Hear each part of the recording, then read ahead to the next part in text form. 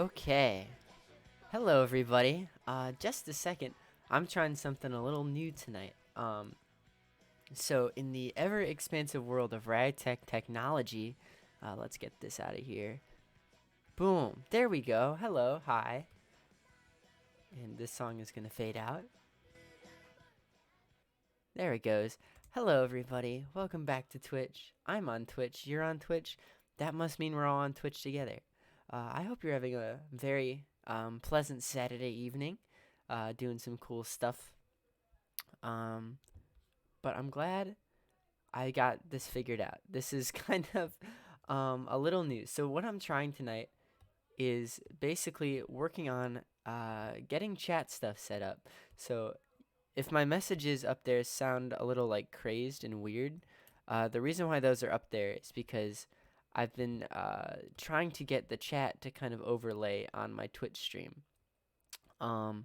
So if I send a message like wowsies, like that, there we go. Okay, so hello, Olive. Nice to see you. And that showed up on the stream. I hope. I'm gonna just wait for that to replay on Twitch itself so I can see if that. There we go. Okay, cool. So now I have my chat working, and I have my chat on screen, which has never been a thing I've been able to do before. So we're living and learning here. Cool, awesome. How are you doing tonight, Olive? Hope everything's going cool with you. I'm just gonna be drawing some Pokemon stuff, and you're all gonna be along for the ride. I'm as topical as ever. My schedule is gonna be kind of weird these next few days, and so I'm hoping for the foreseeable future I can keep on streaming every few days. It might not be every night like I have going now,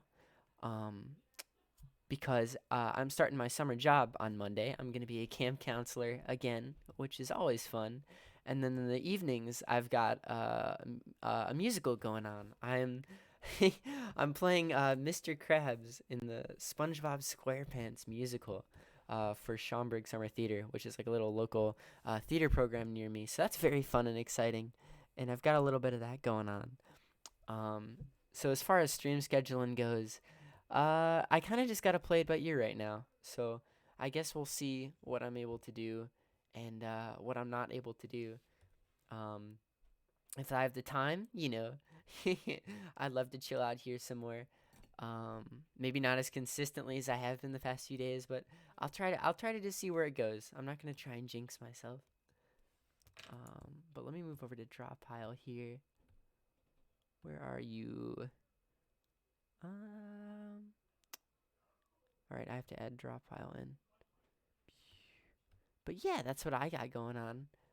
Summer plans are very fun. I enjoy breaking up the monotony of school stuff. So, boom, there it is. And we have a nice orange background going tonight. Let me change this down. And if there's any tunes you guys want to recommend to me while I'm working, I am more than happy to look those up and put them on. Copyright, dependent, of course. Um, but I've been listening to some fun tunes lately, and I'm excited to share more of those with you. Let me find my playlist here.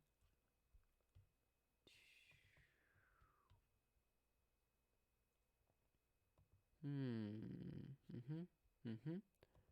How about a little bit of West Side Precinct?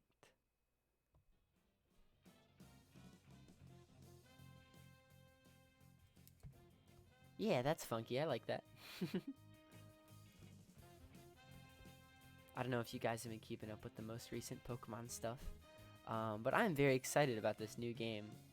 And so I'll use my magic artist powers in order to take advantage of my excitement in a creative medium. So I'm just going to be drawing some of the new Pokemon dudes that got announced recently. You get to watch me do it.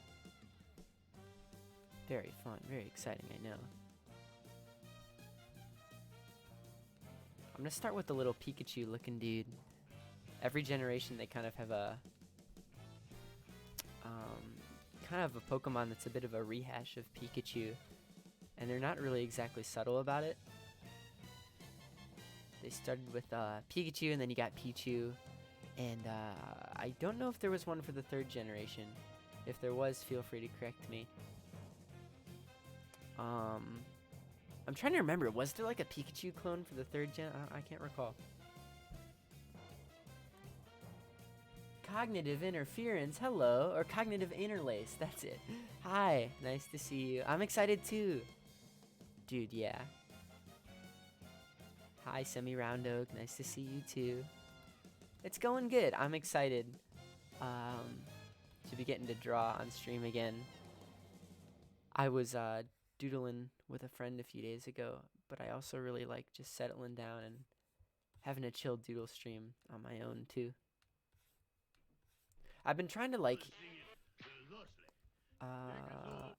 I've been trying to figure out what the best method is for kind of planning out stream scheduling, because I've been having like a solo stream, and then I've been doing a group stream, solo stream, group stream, and that's what I had in mind at the beginning.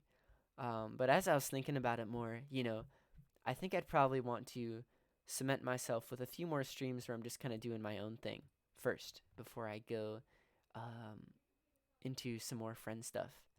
You know, that it's still part of the plan, of course. I just want to, I don't know, I think it's probably a good idea to just see how I handle in my own waters, which is why I tried out that MLP game a few days ago. And that's why I'm doodling right now. There we go, that's some nice guitar. Yeah, sounds like a good idea. Plus on Minin, that's it. Oh gosh, I forgot all about Plus on Minin. Honestly, they just feel like such unique creations to me that it's just kind of like I barely even think about them in the terms of like, oh, this character's a clone of something else. Because, you know, they really kind of are their own thing. I am a Minin enjoyer myself. I think Minin is very fun and cute and cool. But I understand that Plusle also has its fans. So if you've got a favorite, let me know.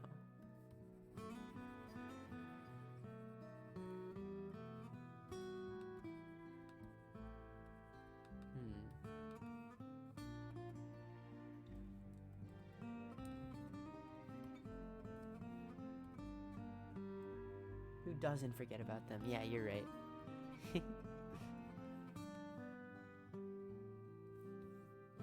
Another fun part of this process is whenever I get to depict a character that already exists, I have to like decide what eye type I'm gonna go with, you know? I have like basically 3 sets of eyes that I use for everything. I've got like these big ones, you know? The classic cartoony style with the pupils in the middle. And I never like to connect my lines either, so they're just very big and loose like that. And then I have smaller eyes that are just like this, pretty much. I'll use these if I'm like drawing a character that's a bit like smaller in stature, or if it just fits the style of what I want better. I've drawn some comic strips where all the characters have eyes like this. Sometimes I'll draw like my dog character where he just looks like this with the eyes, which is pretty cute in its own way. And then I kind of just have like these like circle eyes that I use sometimes too. And I can put those in big pupils as well. So there's all kinds. I think I'll stick with the big eyes on this one for now.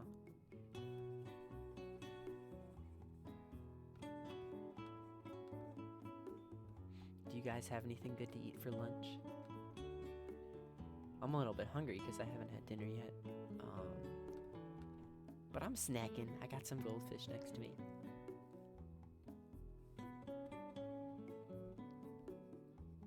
But do tell me about your eats for the day. I always love hearing about eats. That is so cute. Thank you. glad you enjoy.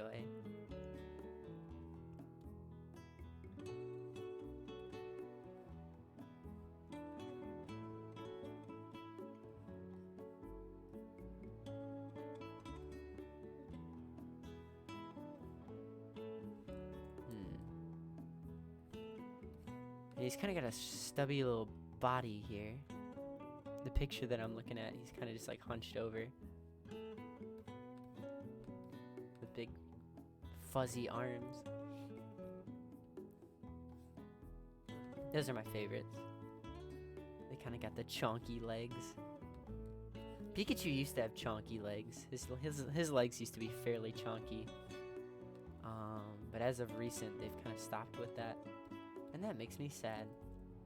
I wish they would give him chonky legs again.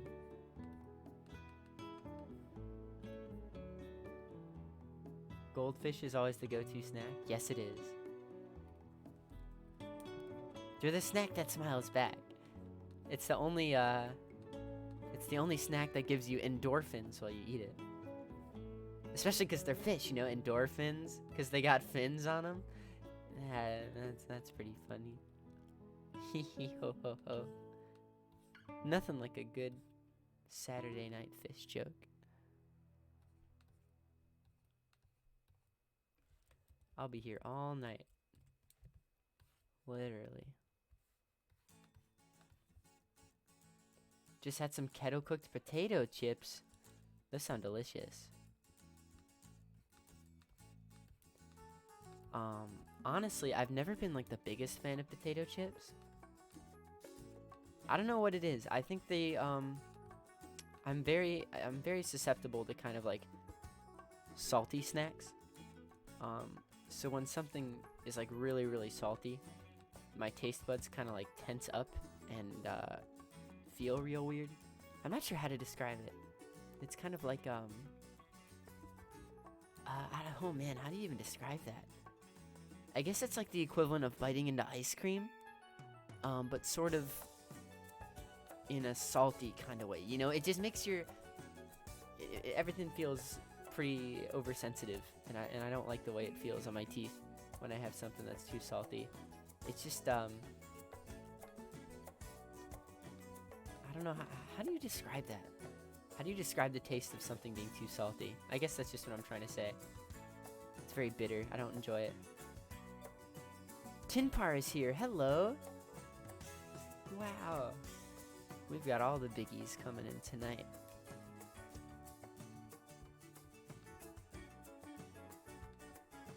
I'm glad some of you guys have stuck around since I streamed with Scout. That's very flattering. I'm glad that I'm enjoyable on my own terms. But nice to see you.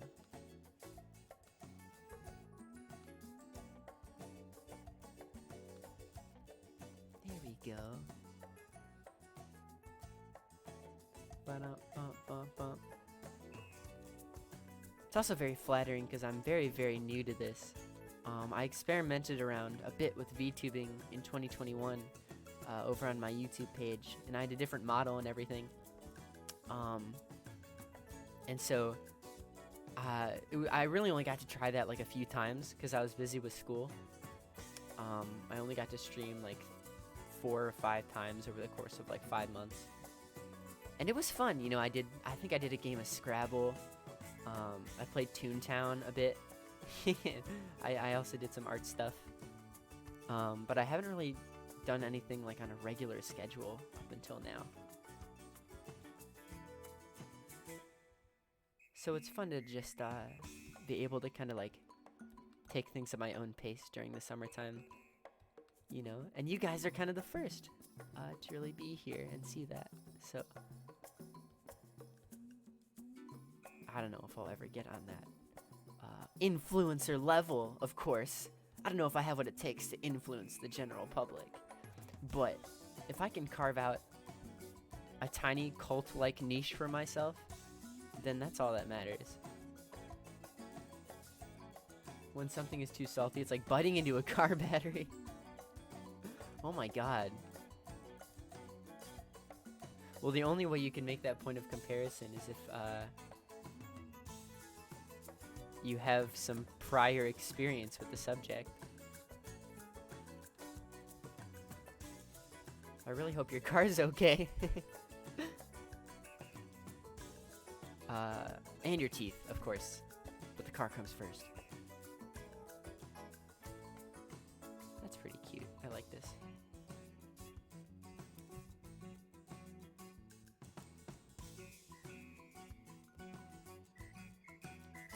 Tin par, more like pin tar.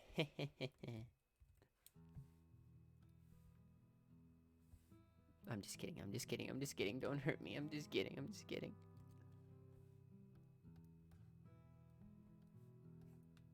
Insult humor is not my cup of tea, I can't do it.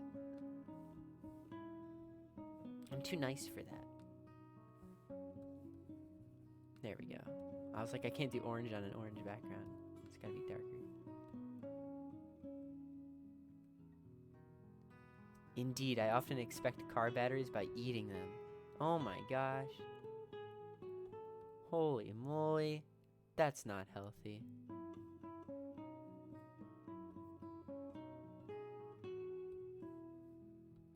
Turn up the music just a bit. There we go. I keep like checking over at the chat to see if it's showing up on my actual stream overlay. And I keep missing it by just a bit.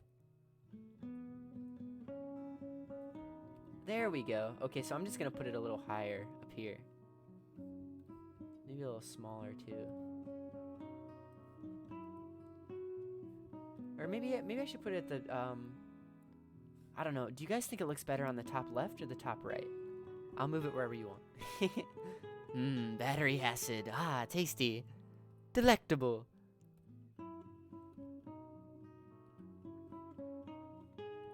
Yeah, tell me where the chat looks better. Because I'm still trying to get a taste for visual flair. I'll color this in oil paint. Top right. Okay. I can do that on the top right. Yeah, top right. Okay. You got it. Thank you for course correcting.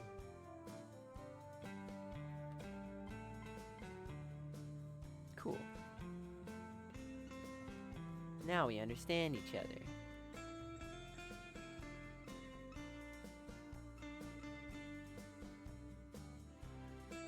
I don't know if I'll color all these guys, but I really want to color this one because I like this drawing so far. I'm kind of a messy colorer too. I kind of just go in and then at the end is when I kind of like erase all the stray lines and things like that. So if I do like a kind of a messy job at first, I'll go in and clean it back up. So don't worry. Don't lose faith in me yet.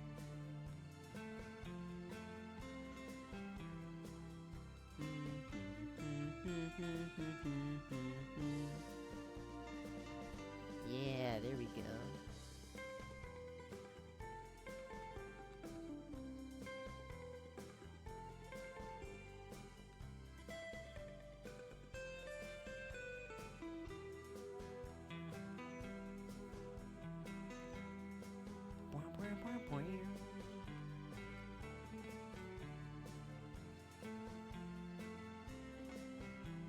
That's cute.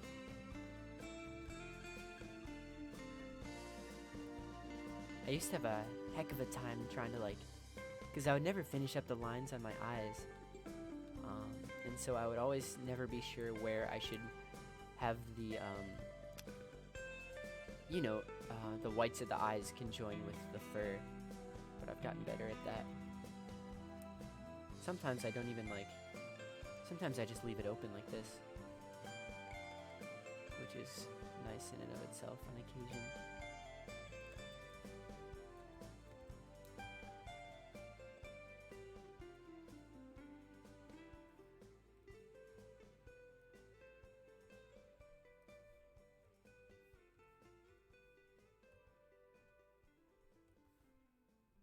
Do you guys have a favorite Pokemon? I can try and make like little doodles in the bottom or something if you guys give me your top Pokemon recommendations. I can get something going real fast.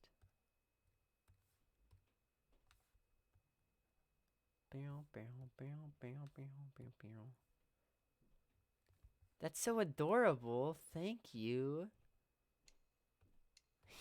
I'm glad you like it. He's nothing special. Just a little wide-eyed little dude. Everybody likes little dudes, I suppose, though. Probably Sweezel or Ampharos. Or Weasel or Ampharos. Ampharos is a great pick. I don't blame you there. I think Ampharos is one of my favorites, too. Gen 2 is definitely my favorite generation of Pokemon. So many good things. I can't think of a weak design. I think that's the only generation of Pokemon where I just cannot think of a single weak Pokemon design. I think all of them knock it out of the park. Especially Cyndaquil, who's my personal favorite. Yeah, but I don't know. I'm also nostalgically biased because I grew up with Gold and Silver. Those are my first games in the series. And if you would believe it or not, I don't know how, I don't know why, I don't know what in the name of Arceus caused this to happen. But you know how those games kind of run on like a save battery. And after, 10 or 15 or so years, however long, those batteries, which run on analog technology, tend to run out, at which point your game can no longer hold a save on those original Game Boy cartridges. It's all very scientific. It's been documented. Tons of videos about it. But for some reason, in my case, my original Pokemon Silver cartridge, I've still got my original save data on there since I was about 8 years old. It's so strange. Which, doing the math, was about, gee whiz, 15, 16 years ago. So, I don't know. It's very strange that I still have my save data going on that cartridge. I hope. Now I'm like scared to play it. I checked it out about a year ago, and I saw that my stuff was still there, and I didn't want to play it for long because I was like, I didn't want to wear it out more at an increased pace. I kind of just like saw that my stuff was there and kind of like hurriedly like turned it off. I really want to preserve that original save as long as possible, and I'm not sure if playing the game, just like outright just going in and playing the game drives it down, or if it's only just saving it. But like, I don't know, I'm kind of scared to interact with it, which I guess defeats the point. But I don't know, I have an anomaly on my hands, and so I'm not really sure how to handle it. Yeah, Gen 2 is a good one. I agree. My favorite is Gengar. I'm predictable. No, that's a good choice, though. There's nothing wrong with a little Gengar. I wouldn't say I'm into, like, ghost types as much as other people. But I definitely understand the appeal. He's just a big walking hunk of purple malevolence. His smile is fun to draw. I can get going on that in a second.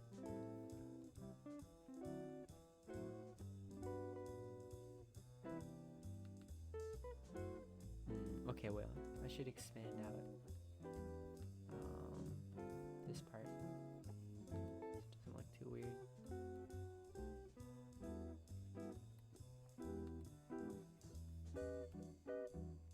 Yeah, not too big into ghost types either. But that how do you pronounce that?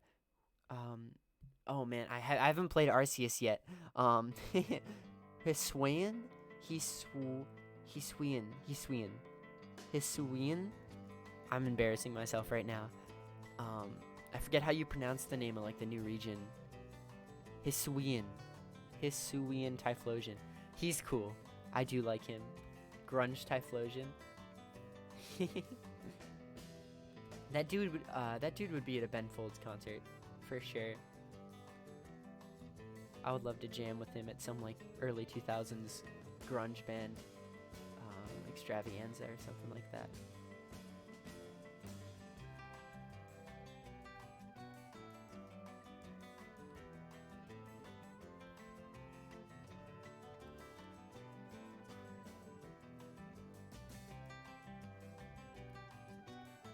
Ghost types are just funny little dudes. I know. Hello, Conroy. Nice to see you. Hope your night's going well. Or, no. You're in Britain. No, you're in Australia, so it's the middle of the day for you. Well, I'm glad you could catch my midday stream.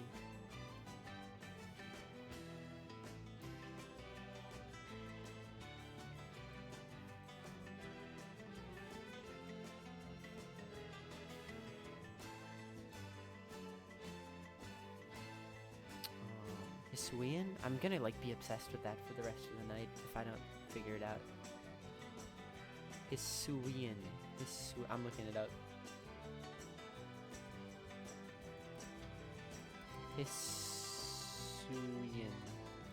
How to pronounce Hisuian?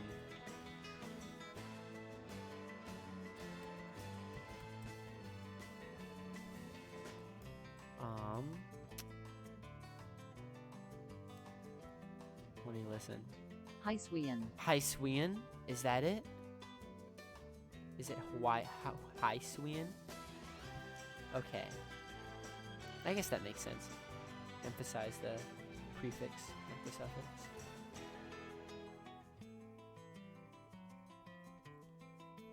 "11 in the morning? Golly. You're in the future. How's it like in the future?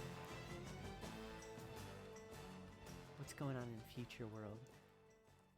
Have they unveiled the first Mario movie trailer yet?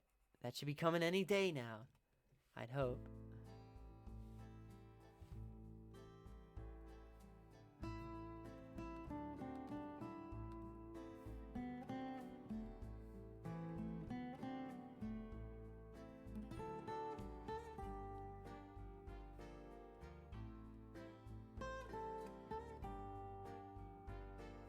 There we go. I kind of like this. Now I just gotta go in and fix up my my color job.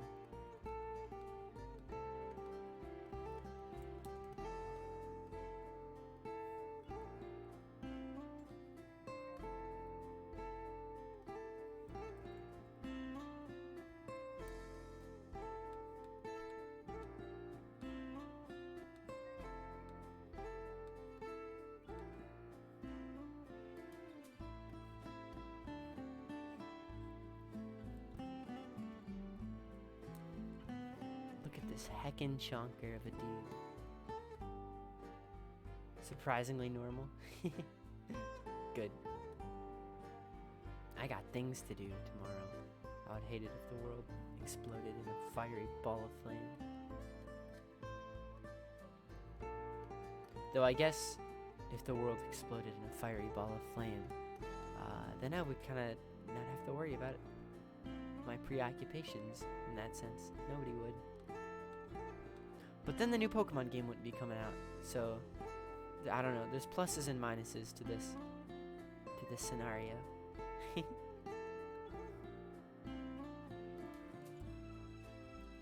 look at that guy.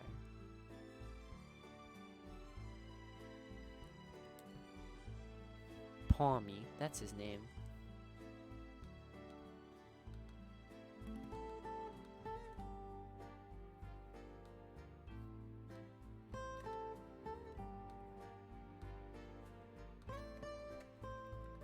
Wow.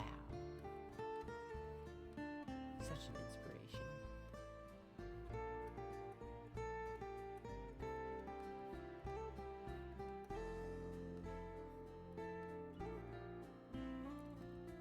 Beautiful. Alright, I'm gonna try drawing Gengar just a little bit. I'm not sure if I'll color him or not because I really want to get to the new guys. But I did ask for chat requests. So I'll draw my Gengar. Look at his color skeleton. This is what the backside of an animation cell looks like. Actually, only color on the back of it, you just see the color. It's very interesting, actually. Alright, Gengar time.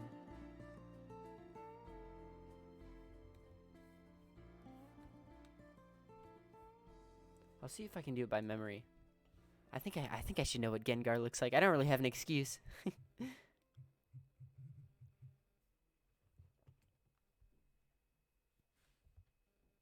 Let me give him a try.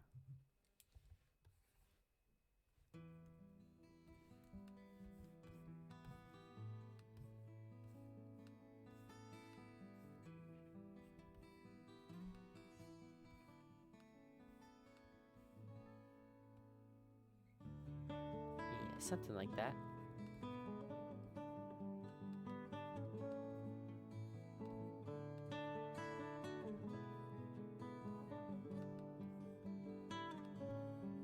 He's got this gigantic little smirk going on.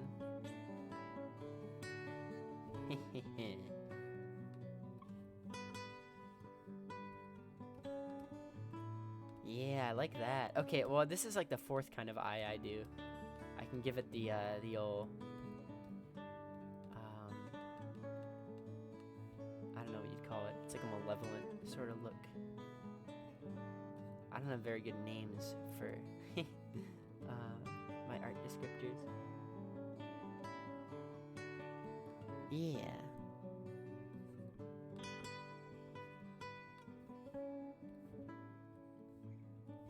Muhaha.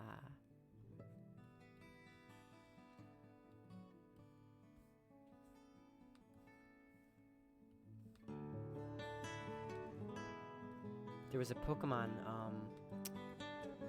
the episode I really liked as a kid was the one with Gengar in it.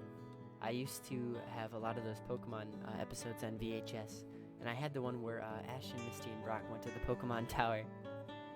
And that's the episode where they die. Ash dies.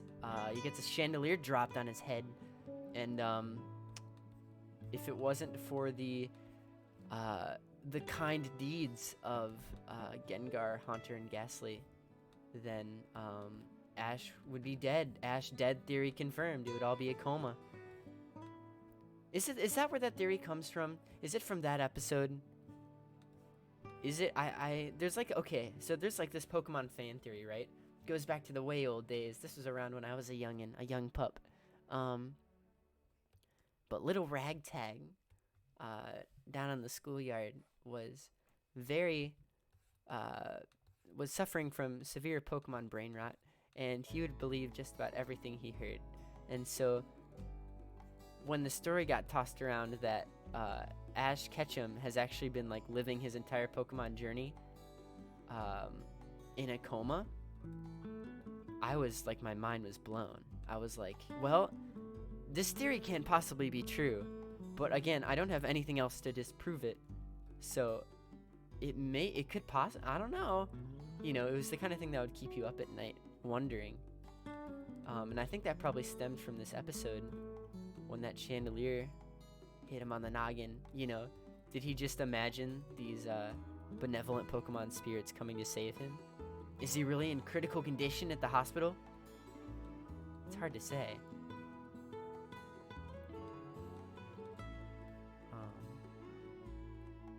You don't really see too many actual human hospitals in the Pokemon universe. I don't think there's like a single town in any of the Pokemon games with like a dedicated human medical wing, now that I think about it. It's all Pokemon. All Pokemon centers. That's my Gengar. I hope that looks okay.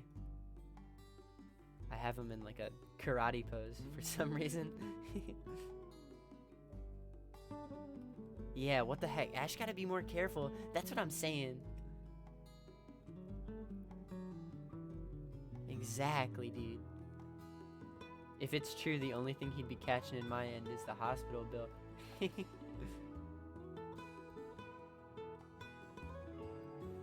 You're absolutely correct. That's an amazing Gengar. Thank you. I'm glad you like it. He thinks you're great too.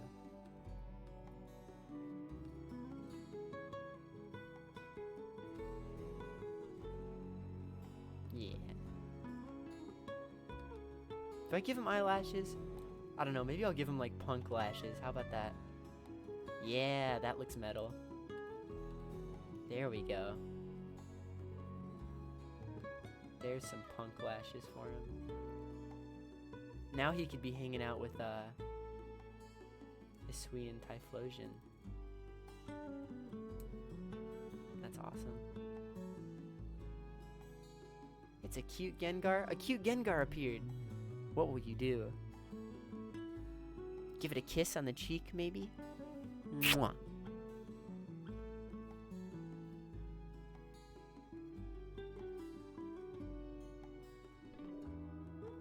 Lovely. Okay. I'm gonna try drawing one of the new guys again. Who else?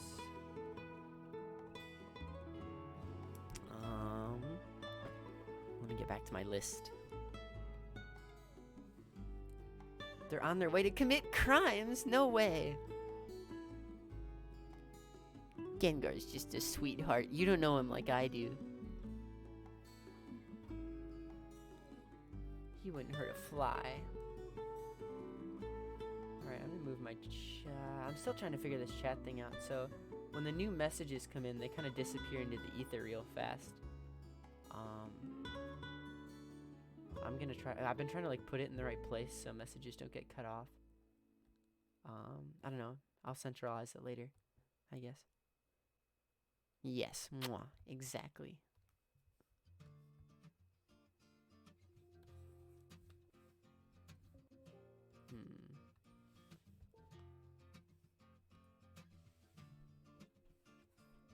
It's a work in progress.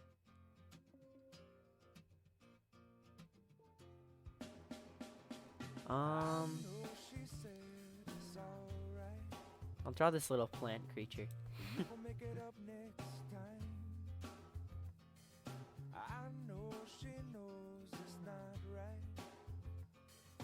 Be Gengar, do crime. I'm gonna get that on a shirt.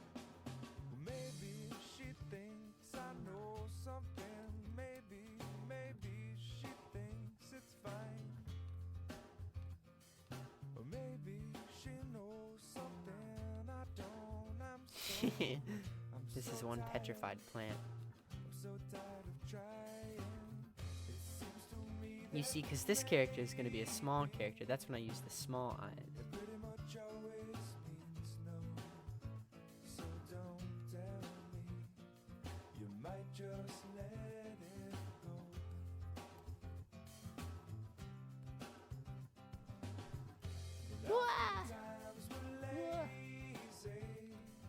Guessing that's what it sounds like. I can't imagine how else it would sound. Blah, expletive, etc. Yeah. I know she loves the sunrise.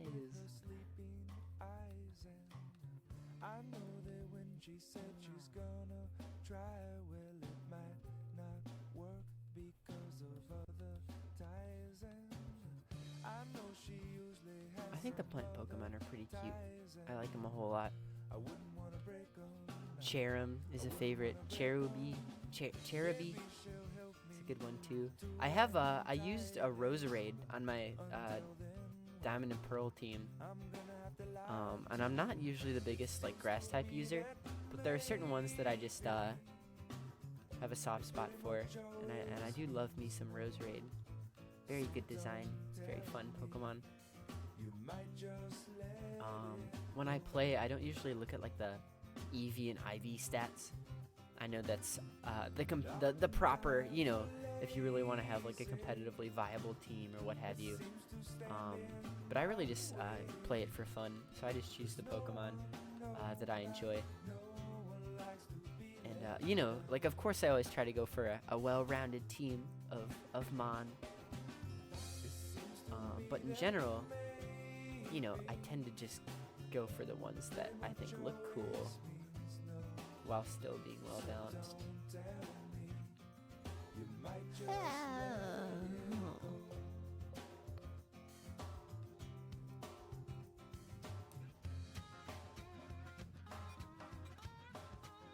I'm gonna make it slightly off balance.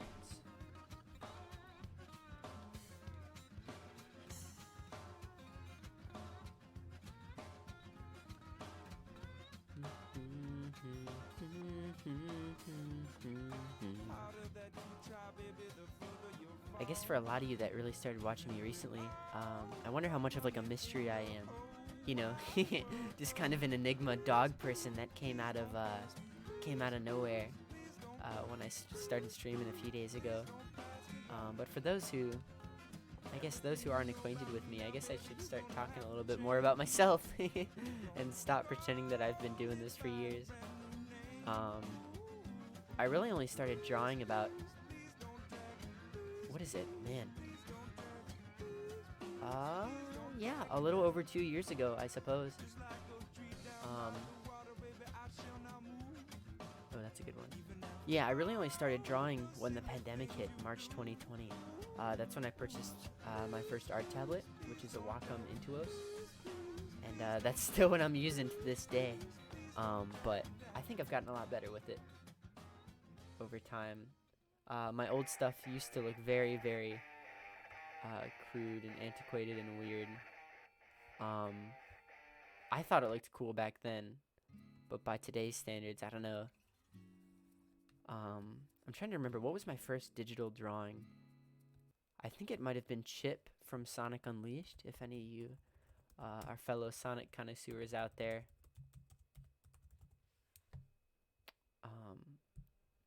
Yeah, I love Chip, and I was playing a playthrough of Sonic Unleashed on when the pandemic first started, and then I just I was like, I want to draw, I'm gonna try to draw this character, and so I hopped on my art tablet that I recently just got for Christmas and started doodling, and it took me about like 2 hours to finish. The equivalent of probably what should take me about 15 minutes today, because I spent a lot of time getting the colors right and really making it look like I knew what I was doing. Though I think the harder that I tried, the more I started to overthink, and that probably like detrimented the drawing a little bit. I didn't go with my gut. I really tried to make everything look like on model and perfect.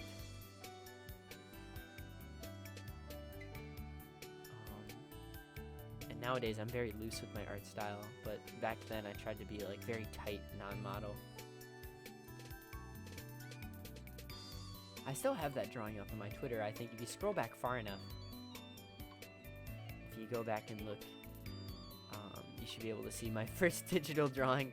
If you go to like down to March 2020 or something like that. And I was proud of it. I thought it was cool.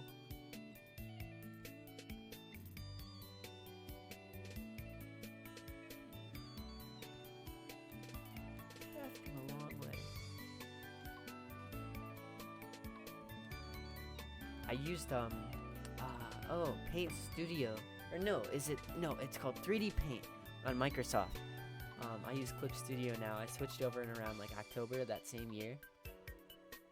But for those first few months, I was using 3D Paint, which comes installed on Windows. And I cannot fathom having an art program that doesn't use layers. Everything was on one layer, and you just kind of had to like paint around it and color and finish up all your lines completely, so everything could be colored in, And everything was on the same thing, and so it took about 3 times as long. If you wanted to be precise, you really had to make sure all your lines were perfect. Hello, Cartoon, or Carbon Bimbo. Hi, that's a fun name. Cognitive Interlay says, as someone who wants to draw one day, thank you for being inspiring. You're welcome. Or thank you for the nice compliment. I don't think I'm really anything special. But that's my little story, I suppose. It's kind of humble. Not a whole lot to it, but yeah. I said this on my stream last night with friends when we were talking about art advice, but really the best thing you can do is to just try and try and try again, you know? Draw a little bit every day, even if it's just a squiggle or two. Just kind of work at your own pace and hone in on your own style, and acknowledge the fact that those first few doodles you make are not going to be indicative of what you're going to end up drawing like if you keep at it, you know? Chuck Jones always used to say, everyone's got 10,000 bad drawings inside of them, and the sooner you get those out of the way, the better. I always like that one. So that's the philosophy I try to live by, you know? That applies to all creative fields, I guess. And now here I am drawing anthropomorphic plants. You can be just like me one day. There we go. I'll give it a tongue.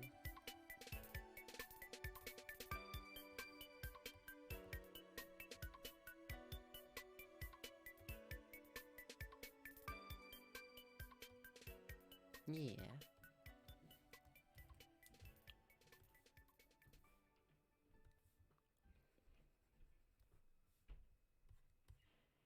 I knew someone in here requested an Ampharos earlier, so I could try that as well.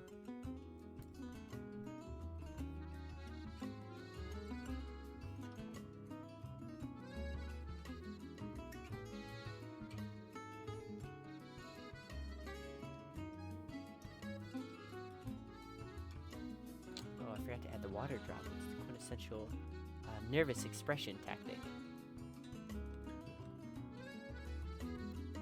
Going somewhere, so we gotta leave some little clouds of dust back there in the background. Ha, ha, ha, ha. Yeah.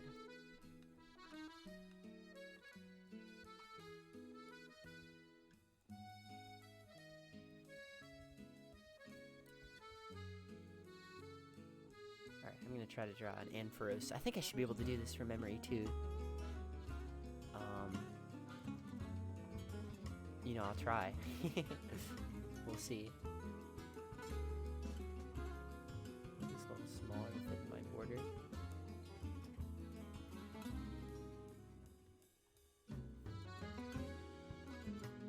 When I was cropping the stream, I totally forgot about my border. Boom.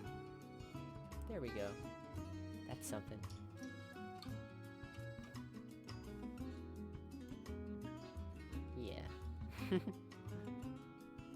That's the old visual aesthetic.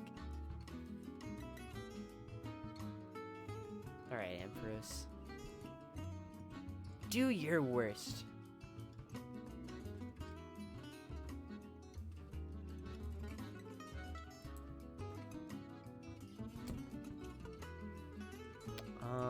You know what? I'm gonna try drawing Mega Ampharos, actually.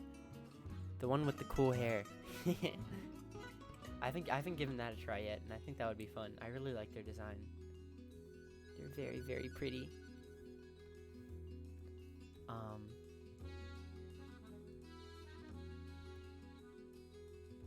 After your stream with Scout earlier this week, I started practicing drawing. Couldn't motivate myself to draw more often than once every 2 months before that, so thanks. Aw, that's lovely. That's so nice to hear. That's really, really sweet. I'm really glad to hear that. Wow. Well, yeah, keep at it. And if you ever want to like share anything with me that you've made or anything like that, please feel free to do so. I'm really happy to hear that. That's so cute. It's really, really inspiring to hear.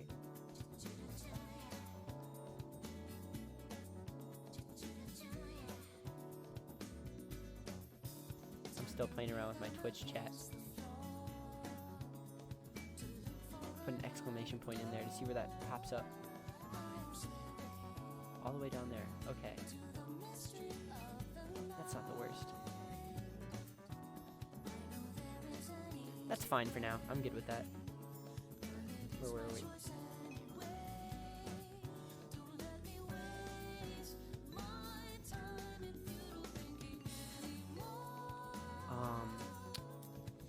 This is a bit like whatever, but I'm always a fan of these more like kind of feminine designs, especially if it's like almost a male character. You know, with this Mega Ampharos, I just really like that long mane of hair and that glistening like orb on top of its head. It's very cute and pretty, and just like it's just very beautiful. I think it looks very dainty and lovely, and I love designs like that. I think that's why I include eyelashes on everything. I just like including feminine elements in my work. It's just, I don't know, it's therapeutic for me. I like making things look cute.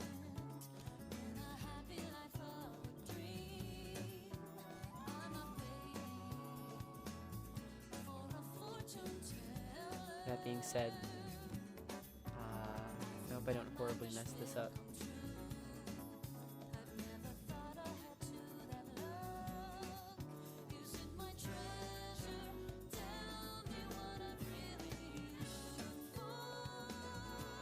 That's cool.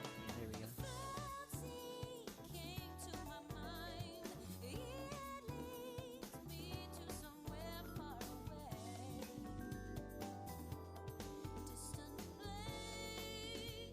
Hopefully I'll still find some time for it once fall semester begins. Also, who wouldn't want Mega Ampharos' hair?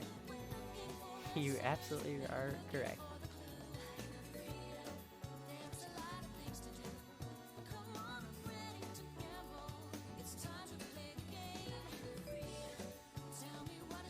It's like a nice pillowy cloud.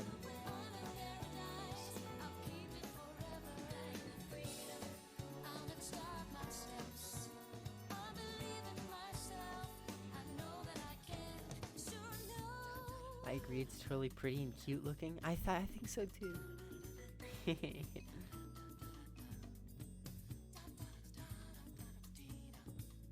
I forget when I added the eyelashes on my ragtag dog. I don't remember how long ago I did that. It's been a while ago. I used to draw it without them, but that was like years ago. I must have started doing it like, you know, a few months after I really started drawing a whole lot more.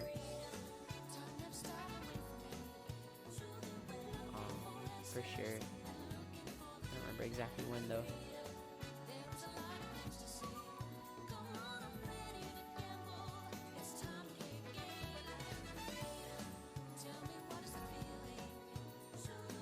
Yeah, there we go. Okay, let's get funky with it. Let's get funky with it. Woohoo! Funky time.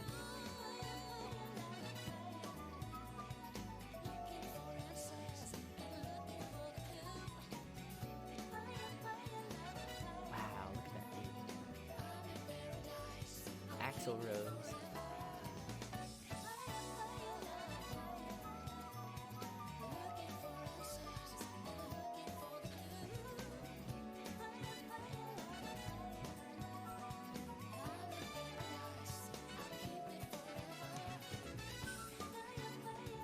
Ba-da-ba-ba-ba. Ba-da-ba-ba-ba. Ba-da-ba-ba-ba.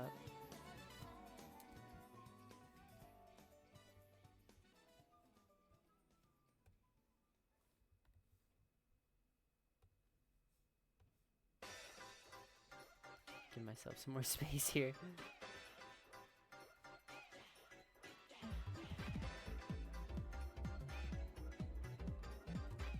Yeah.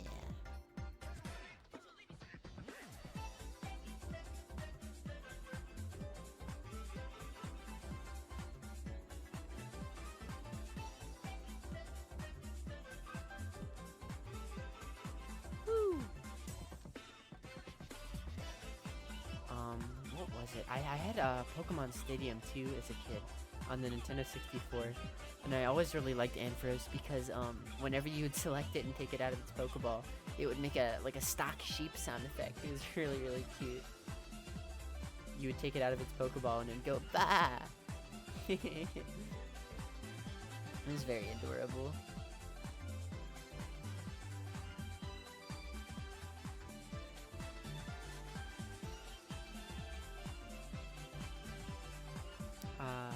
I think they stopped doing that though. Thousands have tried to defeat it, but none have succeeded. The age-old issue, the page border. I know. It's a chronic problem. What are you gonna do?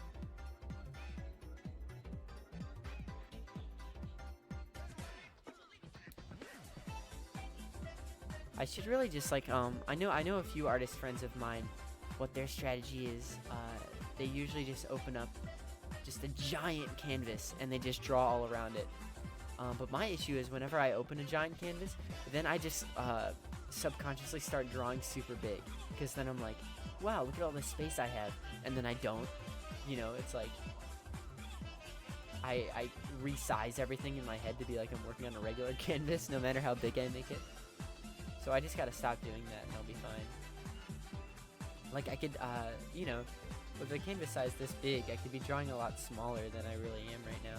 There's no reason why I drew this guy this big, but I don't know. I just tricked myself into thinking that I have more space than I do. Oh my, that's adorable. Thank you. That is an adorable doodle. Thank you. Thank you, thank you.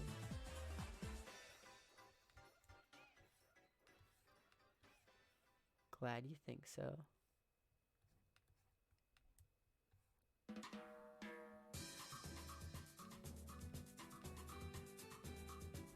Today I was also setting up a video archive for all my previous streams, and I made the channel today, and I uploaded a few of my past streams. So I'm gonna post that. I'm gonna post about that pretty soon. If you want to check it out now, it's called Raggy Bits. But yeah, I have a permanent place to put all my. Oh shoot, that's on the wrong layer. Oops. I have a place to put all my video archive content, so it won't get deleted after a month.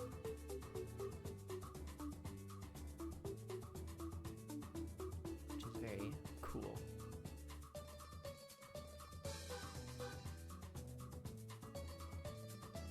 I always draw too small, like I'm trying to fit in the corner of a notebook. I almost wish that was me, you know? Some people have the opposite problem, but at least you're being more economic, you know? Yeah, I'm on the opposite end of the spectrum. I draw way too big most of the time. And I'm not a fan of that. I gotta stop myself. Ragtag, what are you doing? You're gonna have to buy more sheets from this hardware store. Paper ain't cheap, you know. You're gonna run out of the supply at Michael's. You're gonna drive him out of business. There's my Mega Ampharos. I don't know if the tail looks like that. I kind of make it kind of looks like a giant ice cream sundae.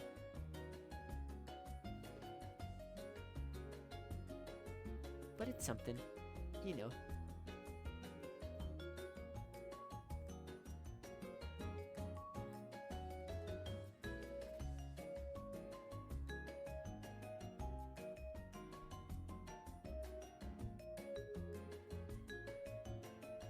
It's something.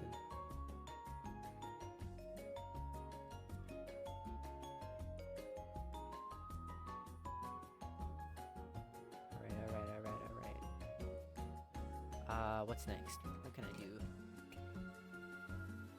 I don't know. Should I attempt? I don't know. I'm kind of scared to try out the legendary dudes. They're very, very complex. And I love how they look. It's just that they're very complicated looking. My friend I have a friend on Twitter who can draw very excellent dragons, and they did the legendary Pokemon a lot of justice. I could, what are some of the starters? I don't know, let me look up the starters. Maybe I could draw some of those dudes.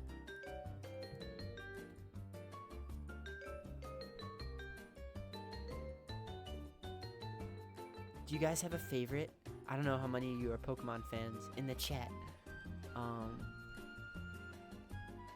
Or how much you know about the new game, but if you've got a favorite starter, let me know who it is. I'll tell you mine, but only after you tell me yours.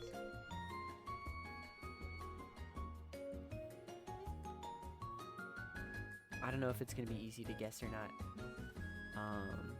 And I won't tell you. Yeah, I won't tell you who mine is quite yet. But I don't know. I might drop it if one of you will.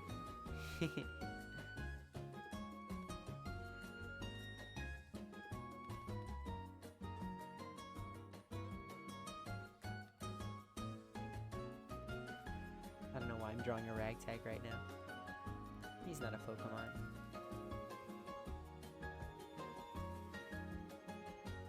Mew and Squirtle are up there for me. Ooh, Squirtle's a good one. Mew isn't exactly a starter, but close enough. I'll give that to you. My favorite starter in general is Cyndaquil. Cyndaquil has always been my favorite. I think he's my favorite Pokemon in general, actually. He's just a funky little guy. I really like the whole anteater mouse combo. Yeah, Cyndaquil. Thank you. Some Cyndaquil enjoyers in the chat. That's wonderful to hear.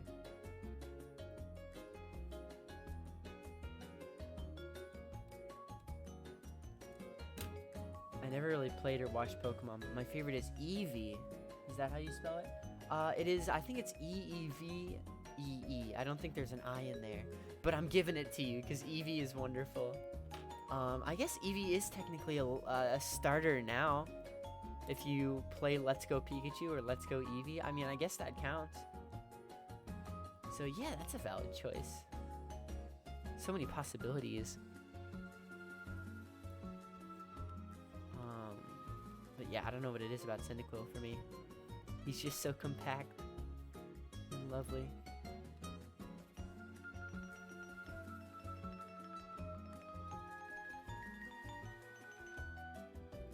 In terms of the new guys, I really like the duck Pokemon. The Donald Duck looking dude. He's probably my favorite out of the new ones that they've got going on. I hope he evolves into a full Donald Duck cosplay. Have they shown his final evolution yet? I haven't gotten a chance to check out that latest Pokemon stream they did. I know there was one a few days ago. And I know about some of the new designs, but like I didn't actually watch the whole thing. So I'm not sure if they unveiled like final forms for these guys yet. I think they showed the middle forms, if I remember. I could be wrong. I didn't watch it.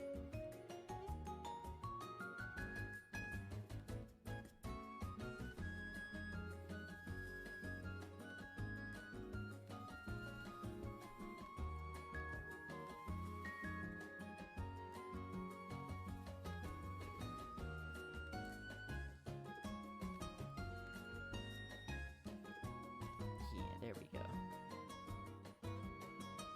That's quaint. I like him. What a happy little fella.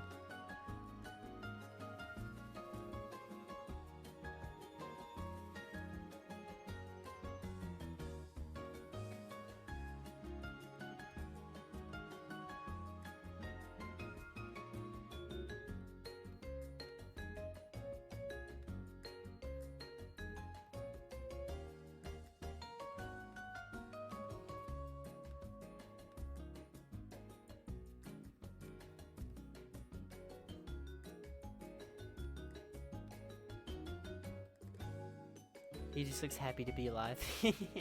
I hope so.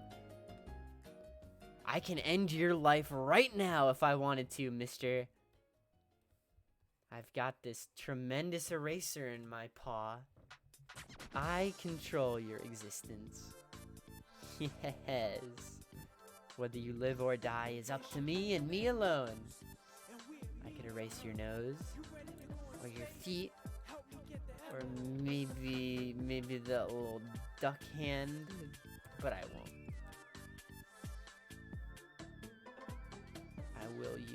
I willed you into existence, and I'm too proud of you to take you out.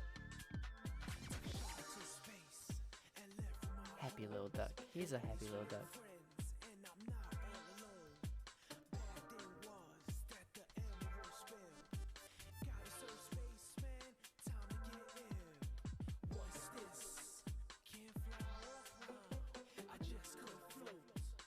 Look at that. Aw.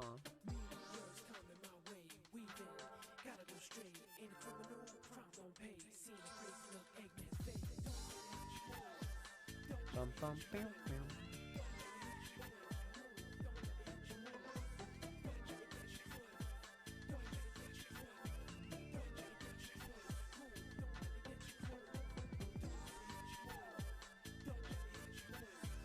This is a certified jam, I know. This is a Meteor Herd. Good level, or no, good music. Dicey level. I don't know. I'm not the biggest Meteor Herd fan. The gravity physics on that one are a little dicey.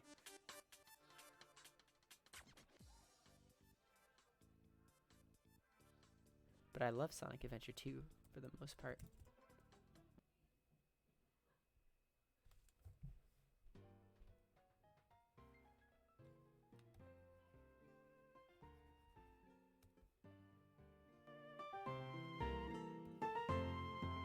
Now we have some actual Pokemon music going on for the Pokemon stream.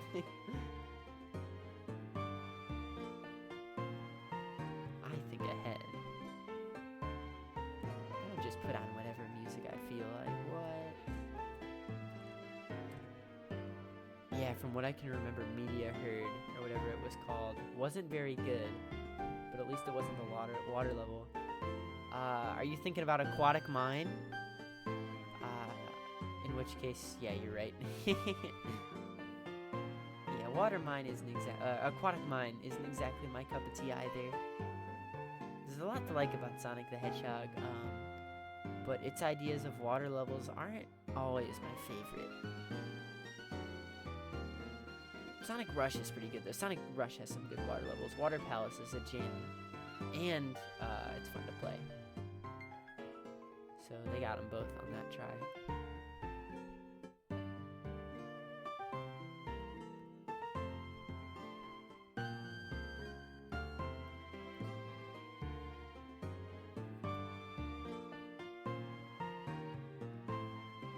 This little guy. Don't you just want to hug him and squeeze him? What a cutie patootie. Aww. I'm awing at my own drawing. That shouldn't be happening.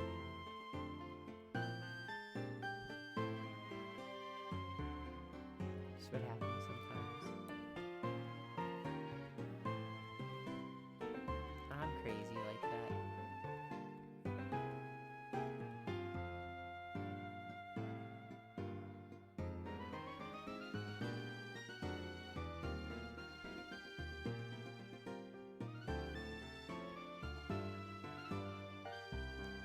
Kind of got a case of jelly hair. His hair almost looks like toothpaste. Minty fresh. Yeah, there we go.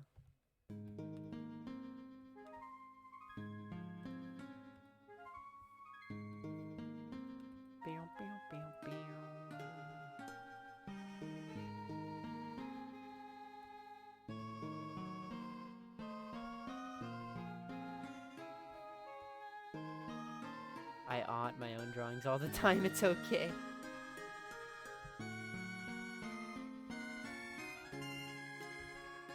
Thank you.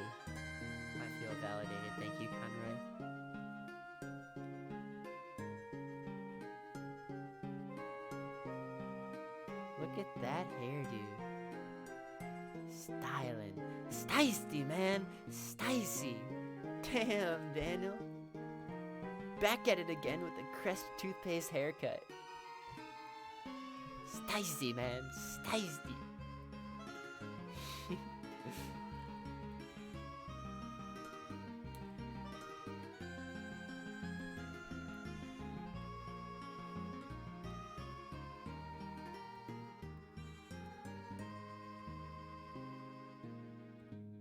Nice.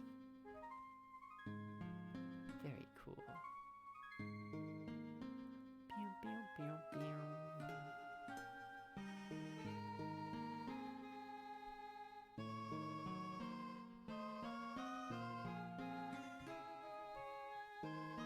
I gotta make his mouth a little less, like, curved.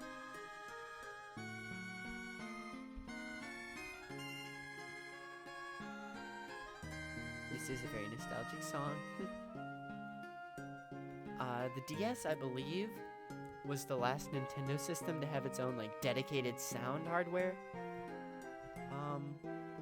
With, like, its own, like, synthesized sound. And I think from, like, the 3DS onward, it was really just a matter of, like, including MP3 files in the music. And so the DS, like, was really the last Nintendo system to, I think, have a specific, like, sound to it, like a specific sound font. If I remember correctly, I could be getting that wrong. But, you know, when you listen to a piece of DS music, you can say, yeah, you know, that does sound like it would belong on the DS.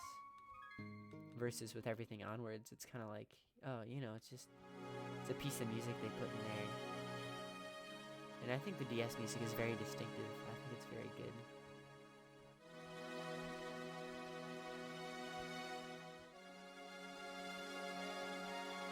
That's true about the DS? Okay, cool. I'm trying to remember the last home console. I don't know, maybe the N64? I'm not sure if they had their own. Yeah, I think the N64 had its own synthesizer. I think from the GameCube on, it was music. Just like MP3 files and what have you. It's a lost art, you know. It's like something from gaming that as technology moves on and continues to evolve and change, that's something we're not really going to see anymore. You know, system-specific soundtracks. There's something really calming to me about the MIDI music on earlier Nintendo consoles. Or charming. Yeah, I would agree. You know, it's a staple of the time. And it conveys something about the system's personality, too. You know, if you go and listen to the Sega Genesis versus the Super Nintendo, for example, certainly in the American advertising, the Sega Genesis was portrayed as this, you know, take no prisoners, cutting edge console of the future, you know, very high tech and blazing and, you know, coming out with all guns firing, and the sound chip almost like went alongside that. It was a very like crass sound. The Sega Genesis chip is very distinctive. It's got kind of like a brassy, harsh tone to it, you know. It's hard to describe with words, but I'm sure if you've heard a Sega Genesis, you know what I'm talking about. And the Super Nintendo, you know, it feels sophisticated in comparison. It's much smoother. It is, you know, it's got a much calmer feel to it. It has a more atmospheric edge. The Sega Genesis was more arcadey, while the Super Nintendo included a greater variety of, like, ambiance, I suppose.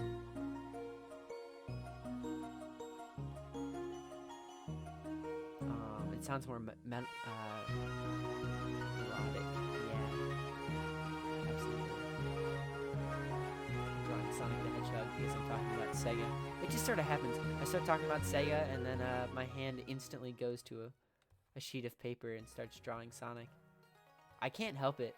It hurts sometimes. but it's a party trick, I guess. And then I spontaneously combust if I don't have anywhere to draw, and I start talking about Sonic.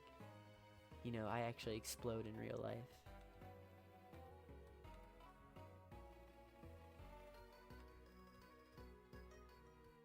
But luckily, this was not one of those times.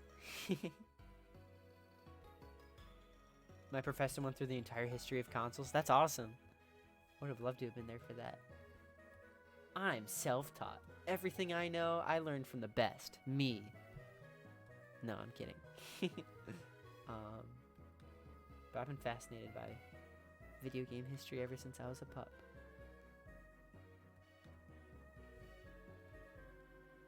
I felt saddened when I heard the Pokemon or Omega Ruby Alpha Sapphire soundtrack and it was just all the same live orchestra. They did well, but it took something away from the games. Yeah, I absolutely understand that. There's something to be said about the quaintness of like these synthesized soundtracks that you can't get back with higher fidelity audio recording. I was playing through Brilliant Diamond and Shining Pearl, and as soon as I get that DS sounds accessory, I think you get it after the National Dex. You walk over to some hotel complex, and I think it's one of the Game Freak like self-insert characters. He gives you an item that allows you to change every track in the game to its DS equivalent instead of the new high fidelity recordings. And I've had that on ever since I got that item. You know, there's something lost in that transition. Ken, hello. Hi, nice to see you. I saw you follow me on Twitter a few days ago. That made me happy. I'm glad you're here. I hope that any bite that you give me will recover quickly, because I need to draw. I'm very flattered by the fact that you'd like to bite all of your followers, but I was wondering if maybe you could just wait off just a smidge until I finish drawing, because I need my hand for that.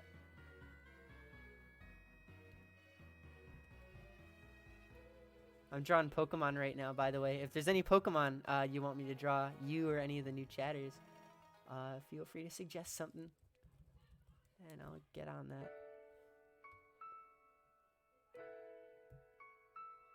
Yeah, finish Pokemon Shining Pearl.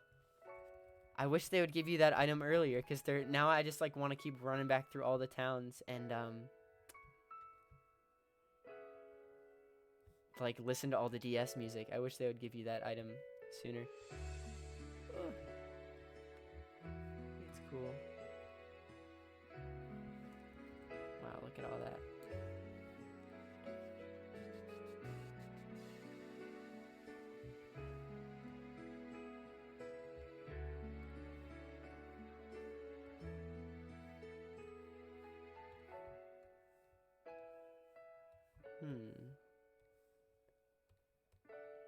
What's next?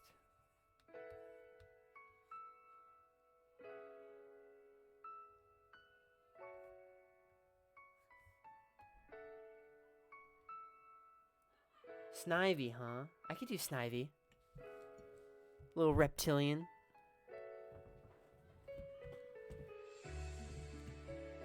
Snivy's a popular choice. Snivy's been getting up there in popularity recently. I think people are starting to realize how great these little dudes are. I think the little Pokemon are super fun.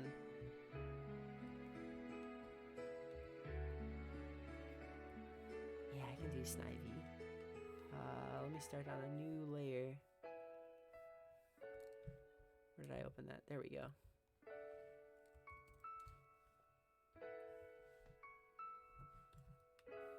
Give myself some more space.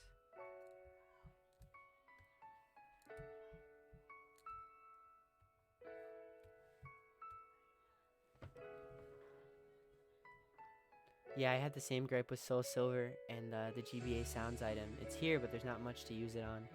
Yeah, exactly. They just gotta give you it earlier, you know? You should, they had it right with the Crash and Spyro remakes. They kind of gave you the option right from the start, you know? I don't think it should be something that you should have to play through the entire game to unlock.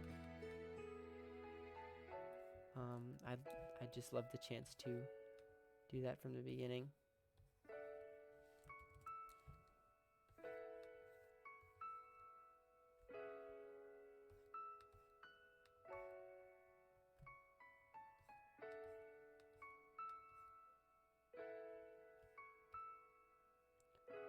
A Snivy plush? Whoa!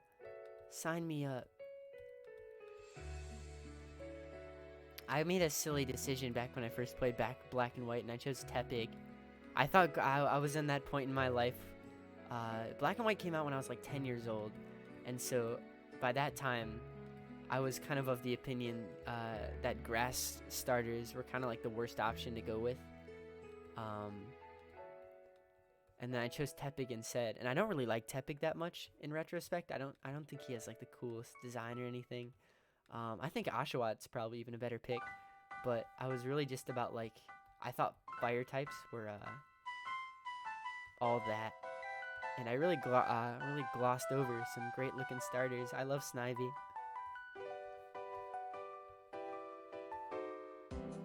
So cool.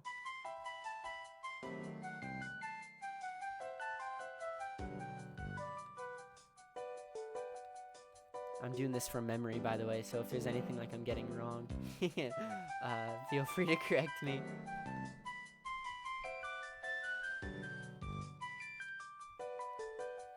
All the older guys I'm trying to do from memory. I have to pull up references for the new ones. Sign up right now and I'll throw in a second Snivy plush. Gosh. Buy one, get one free.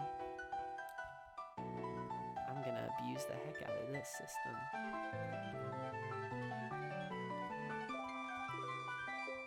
I'll take your entire stock.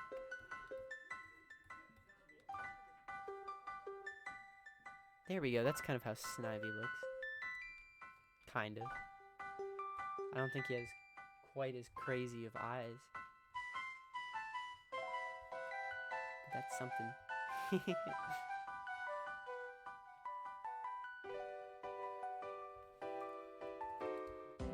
Oh, he's got like a little cape, right?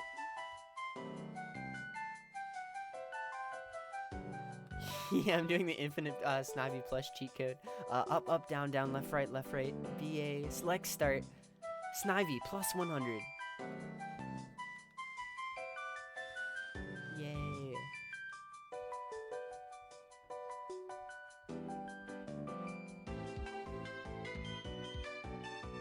Lovely. Aw, see you later, Scribble Chill. Have a fun night, or have a fun day. I gotta get used to saying that. See you later. I'll miss ya. Thanks for stopping by. Follow Scribble Chill's Twitter account. I really want Scribble Chill to get more followers. So look them up on Twitter. They make really, really cute art stuff, and we hang out all the time. They're super cool. Support your fellow Australian artist creators.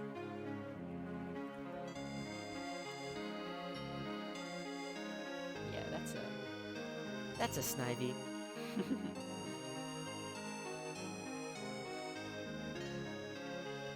Magic.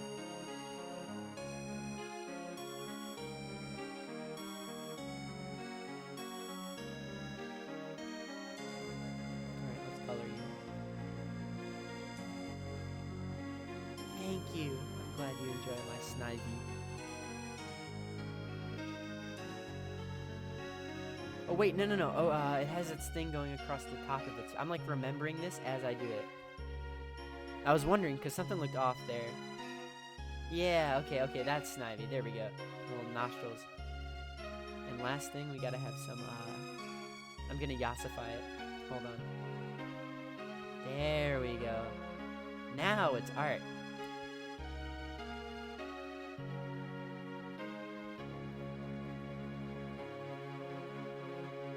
Now it's art.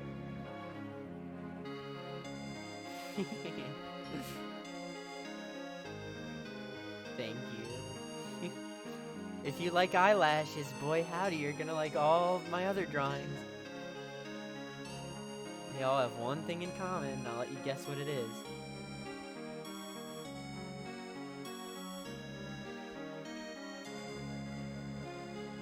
I'm gonna make this cleaner in a second, don't worry. I always color very loose, and then I go in and like clean it all up.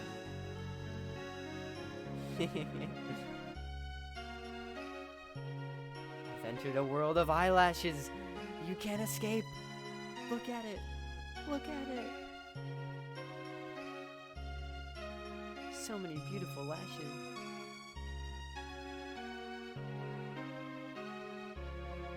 I just think they're cute. I just think they're fun. I like adding, I was saying this earlier, I just like adding very feminine traits to characters. Especially if they're just like little guys. It's kind of my trademark. You have eyelashes. Snivy has eyelashes. I have eyelashes. Are there any other eyelashes I should know about? Meow. That's it, I'm out of here.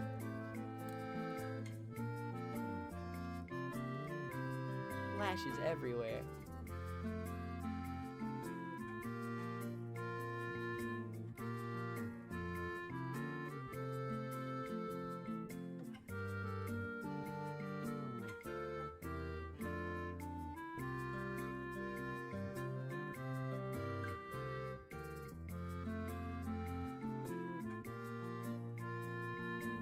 This music makes you want to tear up. This is very, very nice.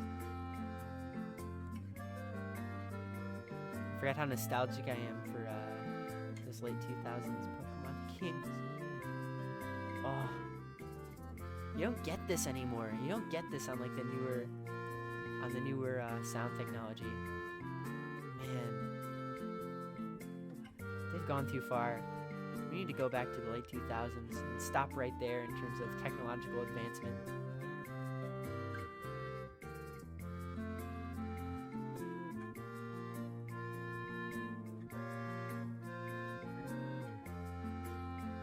It was perfect right where it was.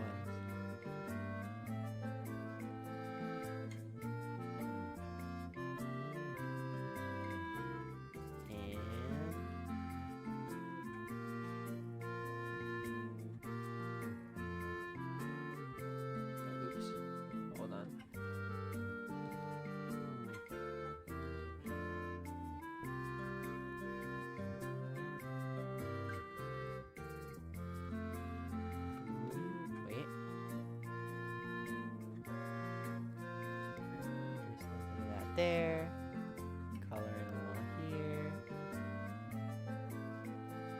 and I believe we have our Snivy. Oh wait, I forgot to do the little accent on the tail. And release right there.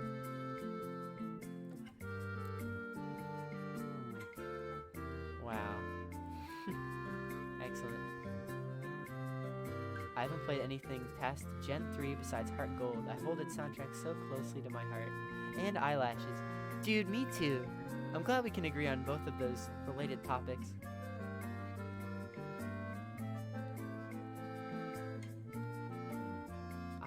I don't know where my copy of Soul Silver went. I had it. And it fetches a pretty penny right now. And so I wish I still held on to my copy.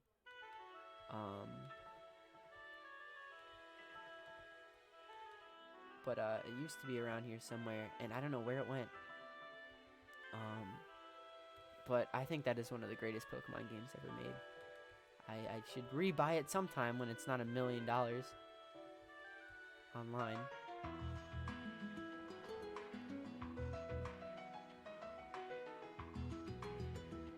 That would be nice.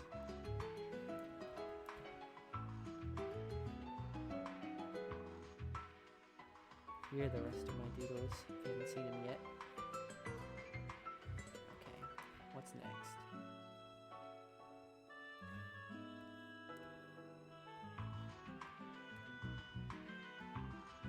I haven't played many Pokemon games, but I got a GBA recently. What games would you recommend? Oh man, like GBA games in general or Pokemon games? I'm assuming you mean Pokemon games. Fire Red is a great place to start if you don't have like too much experience with Pokemon in general. That was one of my first games too, and it is kind of just like a perfect way to get introduced to the Pokemon world in general. It makes it kind of like redoes Gen 1 in a way that keeps all of the good, gets rid of the bad, and adds in a ton of stuff. You know, if you really just want to know what all the buzz is about and get like a simple Pokemon experience, then I think Fire Red and Leaf Green are a great place to start. And plus, there's like a ton of post-game stuff too, so you can kind of have that game be as complicated and as complex as you want to make it. You can play it like just like you would the originals, or you can try and fill out that national dex and go for broke. It's a great game. I know that was where a lot of people started as well. Heart Gold has to be one of my favorite out of all the games I've played. Yeah, absolutely. So good.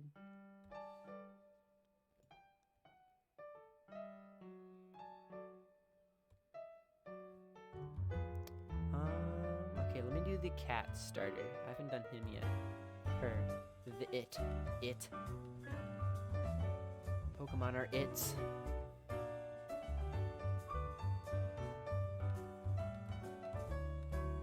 They're pets. Nah, I'm just kidding. They're your friends. What about just in general?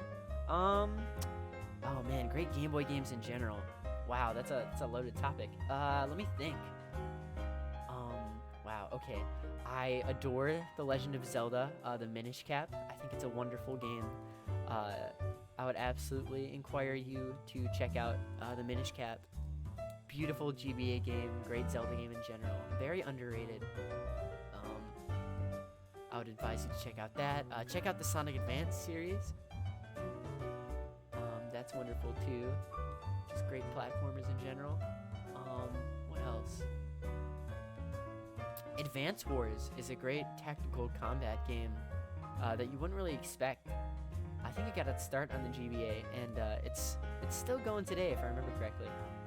And it's a great game. I love Advance Wars. It's something to pick up and play and put down and pick up again.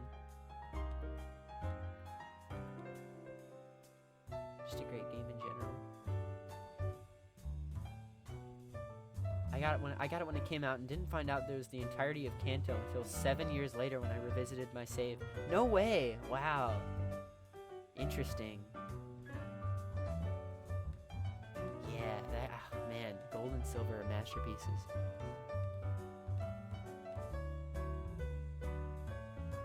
I really don't think you can beat second gen. I mean, I think Gen 3 kind of comes close. Gen 5, maybe 2. But Gen 2 is just something else. There's just like a magic to it, I think, that hasn't been accurately recaptured.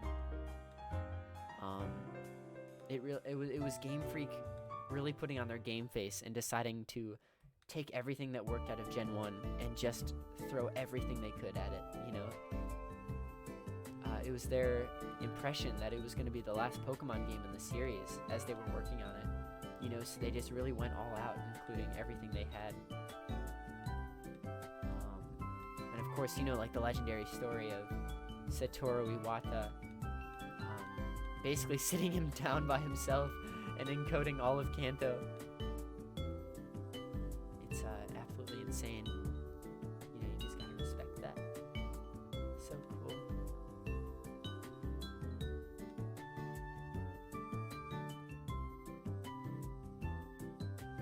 Yeah, Minish Cap is super nostalgic.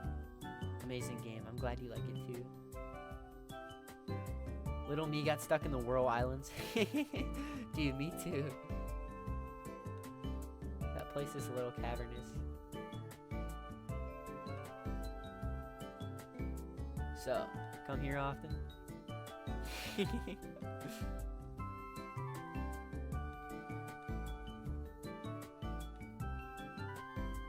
What if it's stood up on its hind legs and started talking to you in a debonair accent. Well, what would you do then, huh?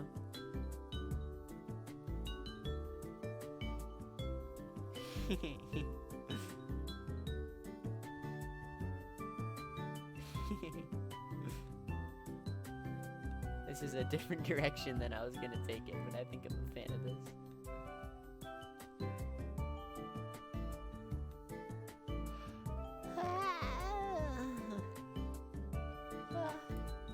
Why am I yawning so much? I'm not tired, I swear. I got cats to draw here. I can't be tired. The inclusion of Kanto and gold, silver, crystal is so cool. It blew my mind when I saw it for the first time. Yeah, absolutely.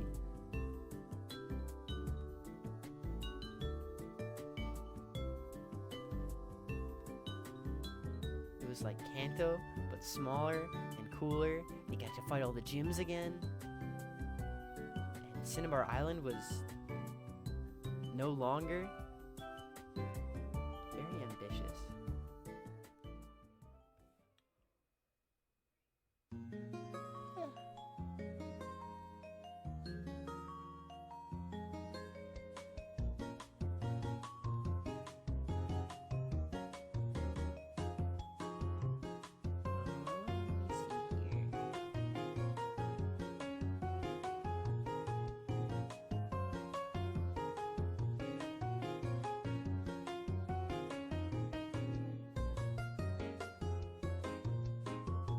Yeah, Cinnabar Island.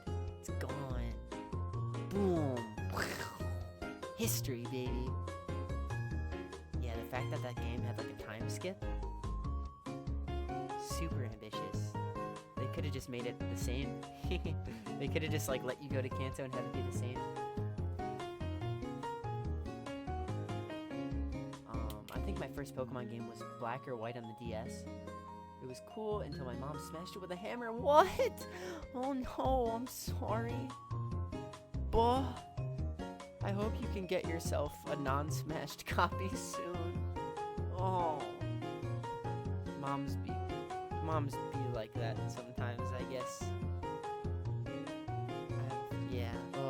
I've heard similar stories. I'm sorry, dude. I don't know if I'm remembering it correctly, but I think they wanted to include it, but decided to cut it by having the volcano destroy it. That's right. Okay, yeah. But it's cool that they didn't just like make it out to be, you know, oh, we just didn't include it for no reason, you know. They gave a genuine like story reason as to why it wasn't there anymore, and I think that's very cool. I like that they did that.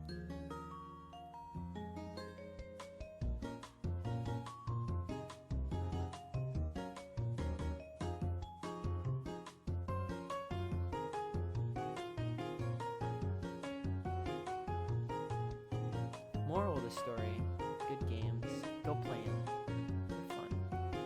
Pokemon, good stuff. Gotta love Pokemon.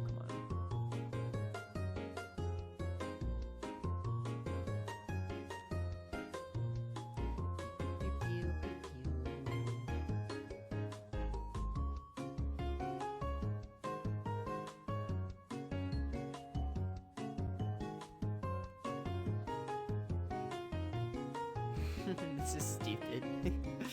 This is a stupid little doodle. Sorry for those who wanted me to draw this character correctly. I'm being silly.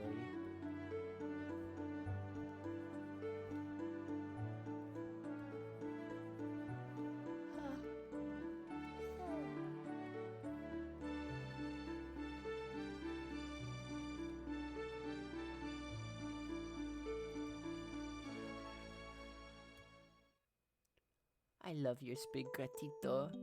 Thank you. Spaghettito. That's how you say it. Well, I love that you love my spaghettito. Thank you.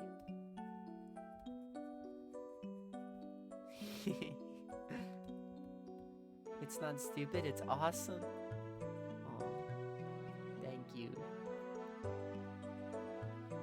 awesome. How about that, huh? What do you think of them apples? Yeah, I didn't expect a little positive reinforcement, did you? That's what we do around here. Spread joy.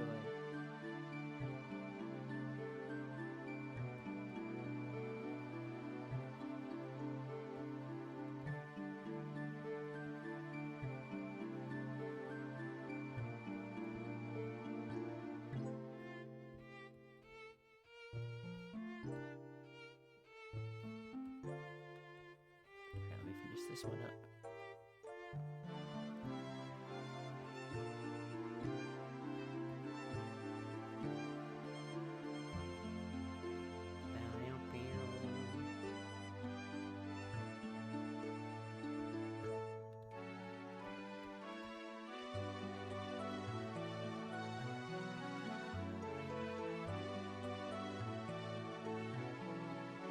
There we go.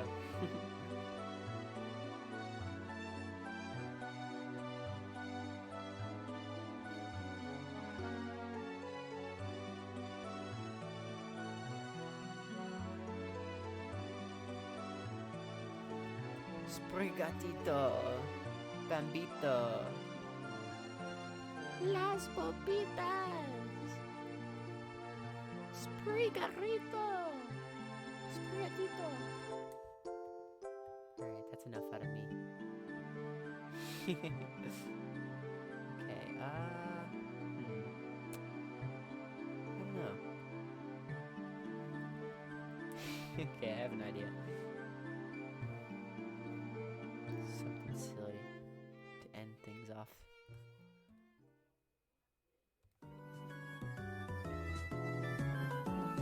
Maybe, no, let's change it up.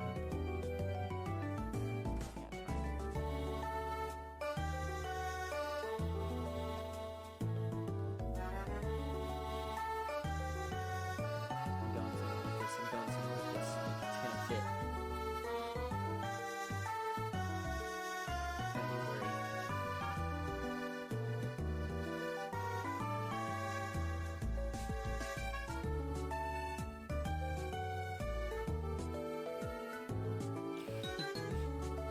This is a silly idea, but it's gonna work.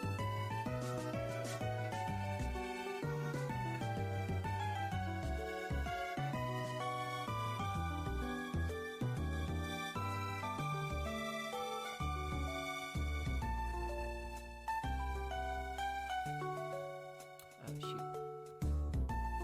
Let me put that on its own layer.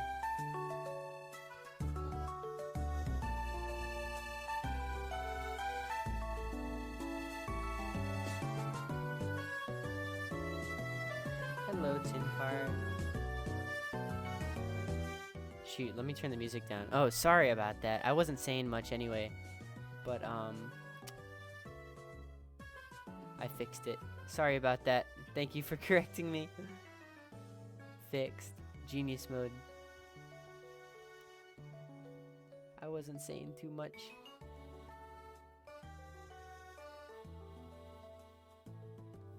Bah. I'm glad everybody knows each other. Very communal.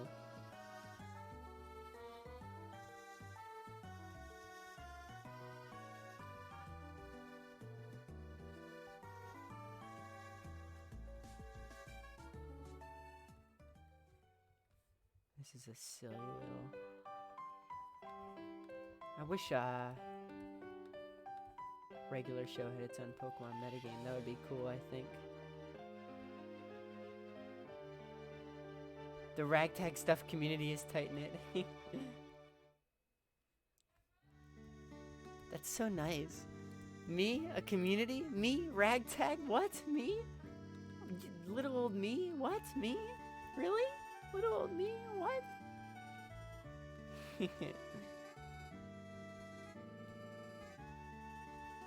Tin par? More like up to par with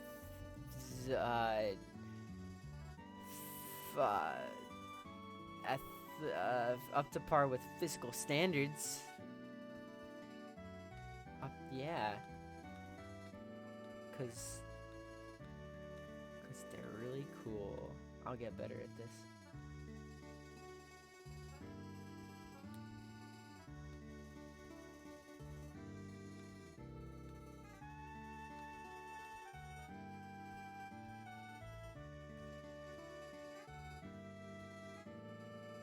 Yeah. Thank you. Rigby is reluctant to take part in a Pokemon battle. He could get hurt. Rigby's not like other people. Pain hurts him.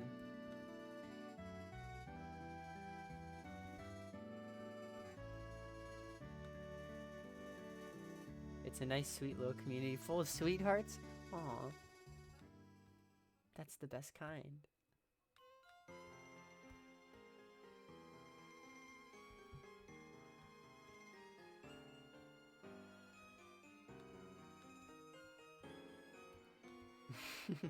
I gotta give Mordecai like a Pokemon cap. Hold on. Why didn't I think of that? Yeah, now he's a true Pokemon master.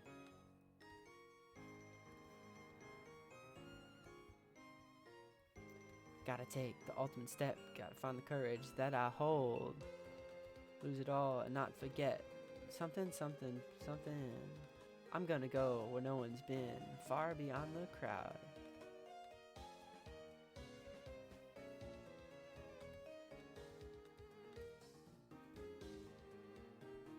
What type would Rigmymon be? Let's see. Rigbymon? He's a raccoon, right? And so raccoons are kind of little devious earth creatures. I feel like he would be either a normal or a ground type. Because Rigby's very equipped to kind of like travel in on all fours. I think he would be good at digging. So I feel like a normal type or a ground type. He's kind of like yay high as well, so he's kind of close to the ground, which means he's pretty familiar with the territory. Mordecai would be a flying type, but he can't really fly, so I don't know. I think there's other flying types that can't fly, so I don't know. Maybe he'd fit well in that category. He's a bird.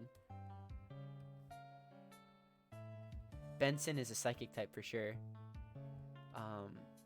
There's that one episode where his gumballs get so hot that he starts levitating in midair and summons a sun-like blast from his inner core. You know, I think he has untapped psychic potential. So he's a psychic type for sure. He only uses his powers when he needs to. He's like Psyduck. Gotta go. Parents need help with Jackbox. Thank you for the lovely stream. Oh, you're welcome. I'm glad you could join in. I'm really happy you came by. I'll see you later, Semi-Round Oak. I would have Mortamon and Rigbymon on my team for sure. I guess Rigbymon is kind of like a Digimon thing, huh? I don't know. There aren't any Pokemon that have Mon as like a suffix. I know nothing about Digimon though. Outside of I have watched the Angela Anaconda Digimon short that played before the Digimon movie though. That is the most amount of Digimon content that I've consumed. And I saw a Rebel Taxi video on Digimon. You know, can't forget that. But that's about it. I can't think of a single Pokemon with a Mon name in it now that I remember. Yeah, now that I think about it. Exactly. I don't think I can think of one either. Yeah, huh. That's the thing that parents do, I think. I feel like a dad right now. It's like when he tries to relate to his son. You know, he's like, "Oh, what you doing there? Playing your Pokemons? Well, what if I was in the game? Would I be Dadmon? Ha ha ha. Have fun gaming, son. I'll call you when it's time for dinner." You know, it's like that sort of thing. It's a very dad thing to do.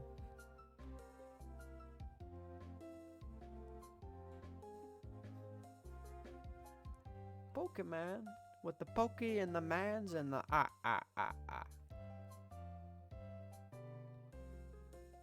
Kids say the darndest things. Are you winning, son? Trying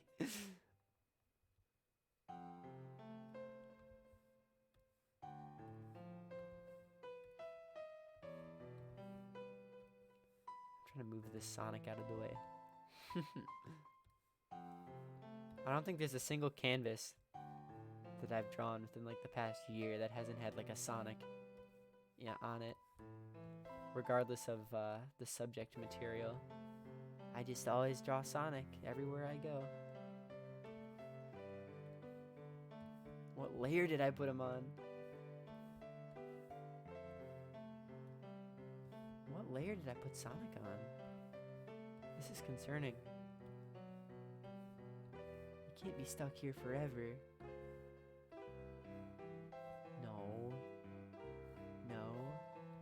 Is it 11? No? What layer did I put Sonic on? There it is. Okay, I found it.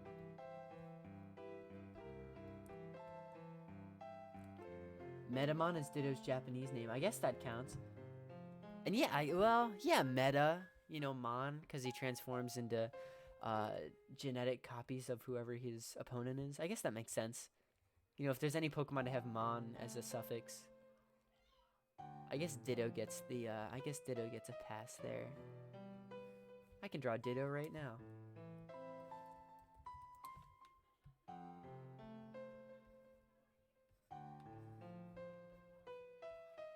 This is very easy.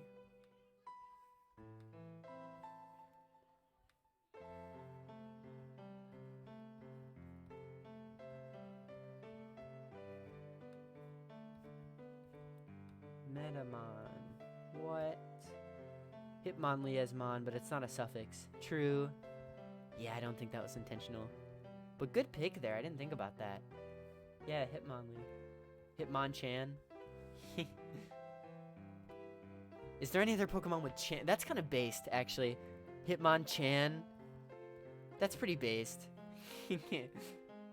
Lots of respect for Hitmonchan. I wonder if he likes One Piece.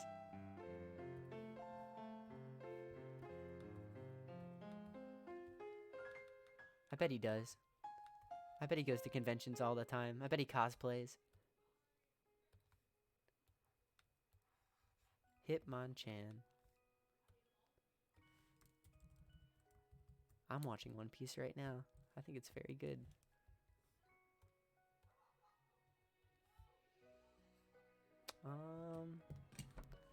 What now? I knew Arenamon, but it ain't from this franchise. Is that a Digimon thing? Hitmonchan cosplaying as a One Piece character? I'll draw it. You would probably, who would he cosplay? I think you'd probably cosplay like Usopp or something like that. They have like similar physiques, sort of. They're both long and skinny.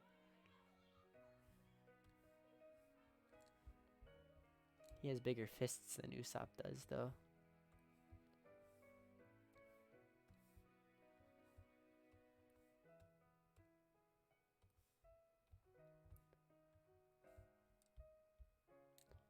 Let me try to draw Hitmonchan if I remember how to do it. I'm going to see if I can do it by memory. He's a more complicated one, though. But I'll try.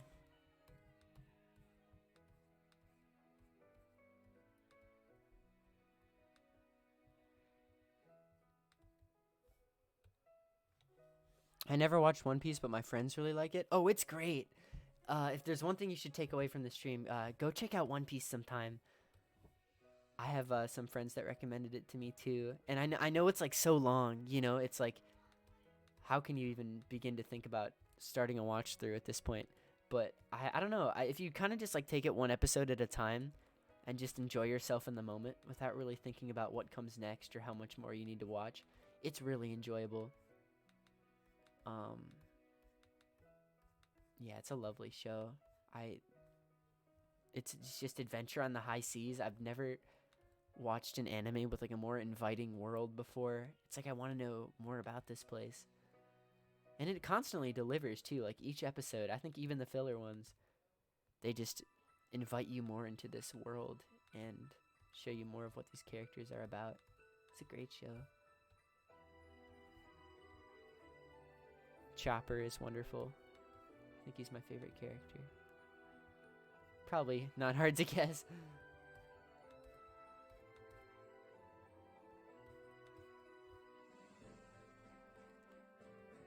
I think this is kind of what he looks like.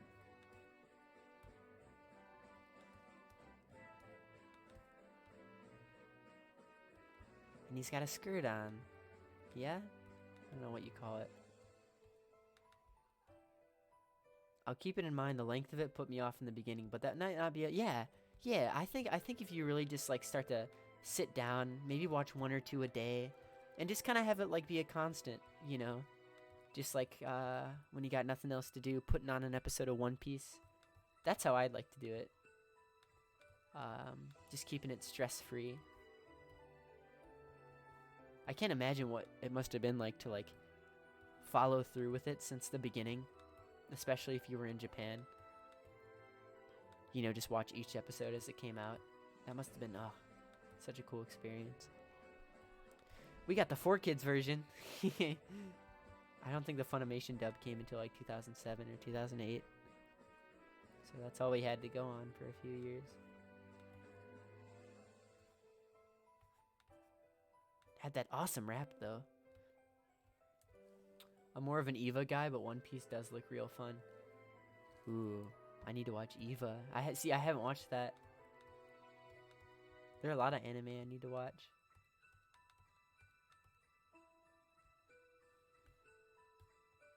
Put it on my list.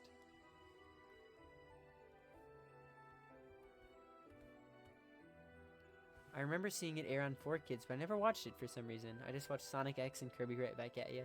Yeah, the video game ones probably were what was drawing me in at that age too. I watched Sonic X, but I didn't watch a lot of Kirby. I think I've only seen the 3 episodes that were included on the Kirby Dream Collection, like back in 2012 on the Wii. But I liked what I saw, so I should definitely watch more sometime. Oh man, the 4Kids era was something else. Never again will you see dozens of Japanese franchises all housed under one roof singing the national anthem for the United States on the 4th of July. Truly a once-in-a-lifetime experience to see the characters from Tokyo Mew Mew pledge their allegiance to the US of A. That'll never happen again.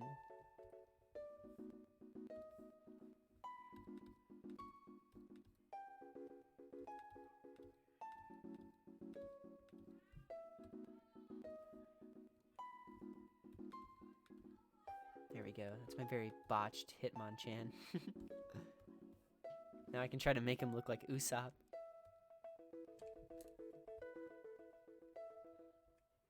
Yeah, 1 month from now, the stars of 4Kids will sing the national anthem. Oh, Twitter is always a riot on July 4th. I'm looking forward to it. And then after that is my birthday, which I'm also excited for. It's a double whammy.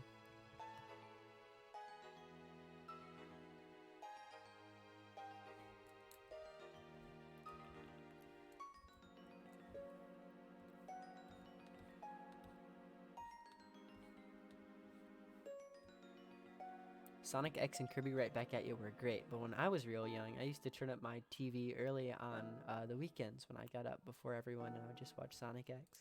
That's a nice little memory. Yeah, it's those kind of things that you keep with you. I should watch Sonic X again too. It's probably been like 10 years since I've watched an episode of Sonic X. I wonder what I think of it now. It's been so long. Hulu, I think Hulu's got it. Hulu is pretty good about having like the subbed and dubbed versions. So it would be cool to see what it sounds like in Japanese, you know.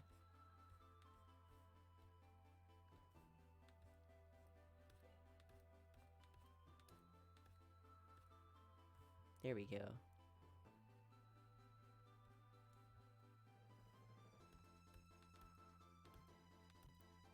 Usopp Hitmonchan. Saturday mornings are for Sonic. On Saturday mornings, I think I was always more of a Cartoon Network and Nickelodeon kid. I would tune into 4Kids like occasionally, but I think when I think Saturday mornings, I think like Chowder and Flapjack, and maybe a little bit of Ben 10 thrown in there too. I was in that late 2000s era.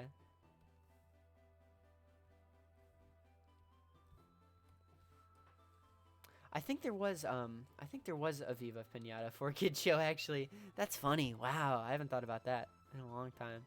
Never watched it. But I think that's real. Wonder what it was about.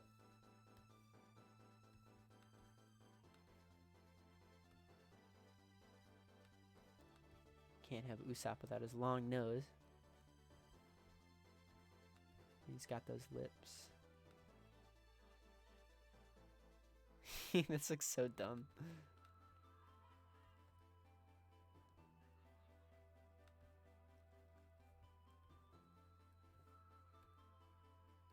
I loved watching Cartoon Network too. I remember watching Chowder a bunch during that era. I should give it a rewatch sometime. Yeah, Chowder is great. Truly. It's not one of those shows where everybody just posts the funny clips on Twitter. And that's it. Like, there are some, like, it's pretty, like, wall-to-wall hilarious from beginning to end. I love Chowder. I'm glad it's kind of getting the recognition it deserves these days.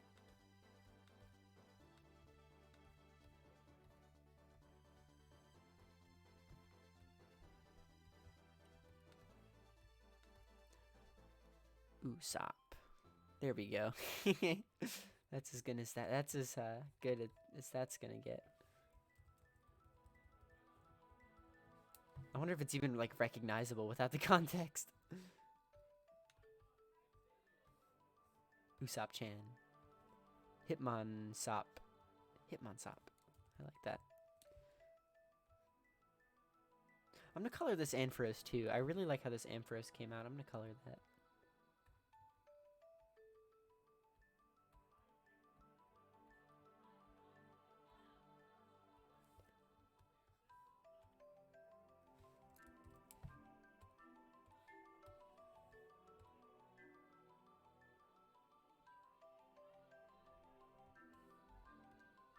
Yeah. For a warmer yellow. Oh, perfect. Okay, but I need to move that down a little bit. There we go.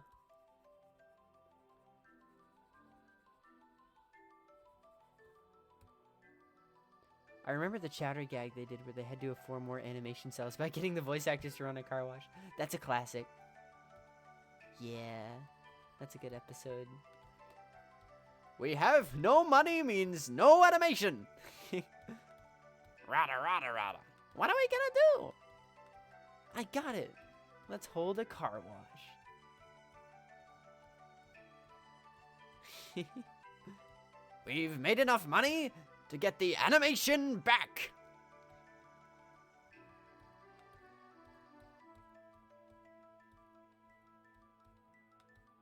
Rada, rada, rada.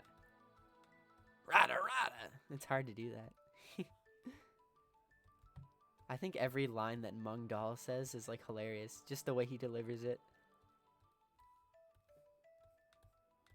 Especially like those put downs he gives to oh, what's her face? I don't remember what the big orange lady's name is.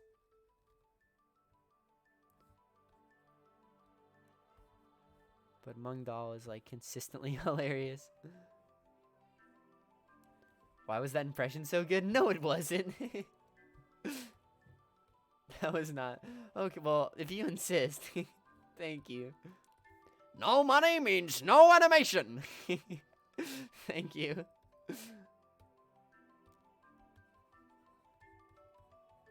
What the? He says that a lot too.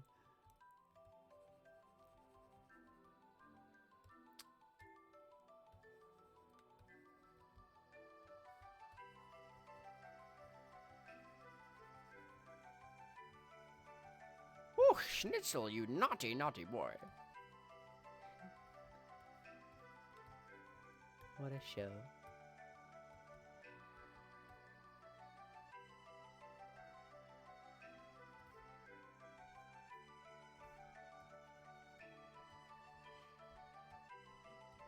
It's weird. It's like if Adventure Time and regular show were the pivotal like Cartoon Network shows of the 2010s. I definitely feel like Flapjack and Chowder were that for the late 2000s. And now you just don't hear about them anymore. They were like the two pillars of Cartoon Network for a little bit there, for like 3 years. I don't know. I was thinking about this earlier. Because I remember for the 20th anniversary, like I guess like 10 years ago, Cartoon Network was doing all those like 20th anniversary bumpers with all their characters and stuff, old and new. It was really cool. And I'm trying to think, because you know it's their 30th right now.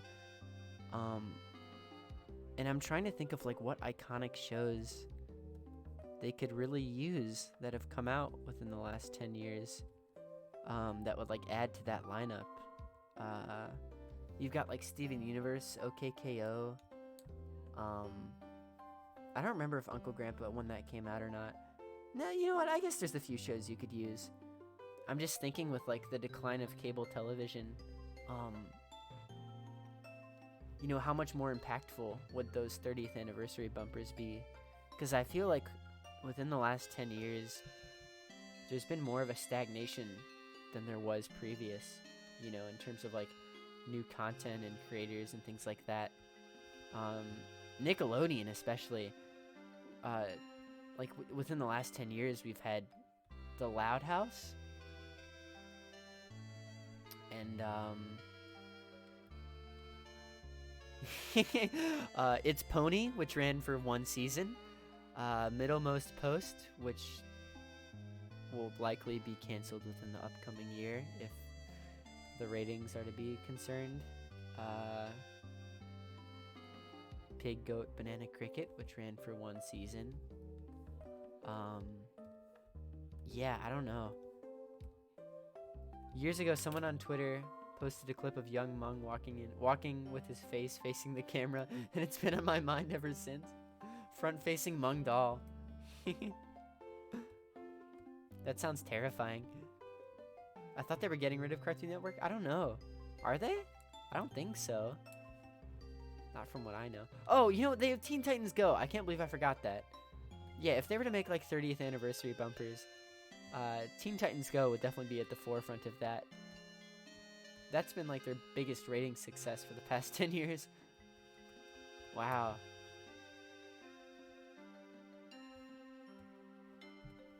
Yeah, I guess those 20th anniversary bumpers like came out right before Teen Titans Go like took control of the world.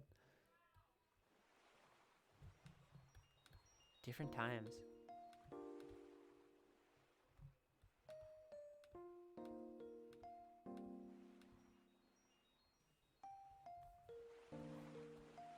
Alright, this music's making me sad again. I thought you heard it from... yeah, I don't know. I'd have to do more digging. I don't think that's true, though.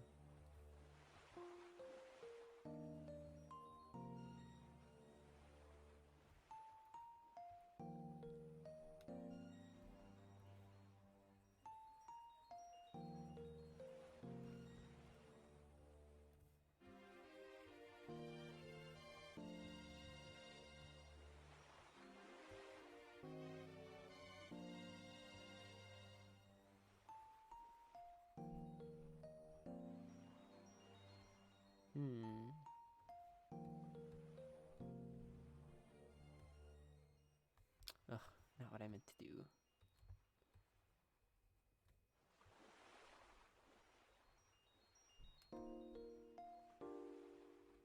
Woman, you are one fat sack of coal. I think that's what he says. I was trying to remember that one clip where he called her like a woman, and I think it goes like that. You are one fat sack of coal.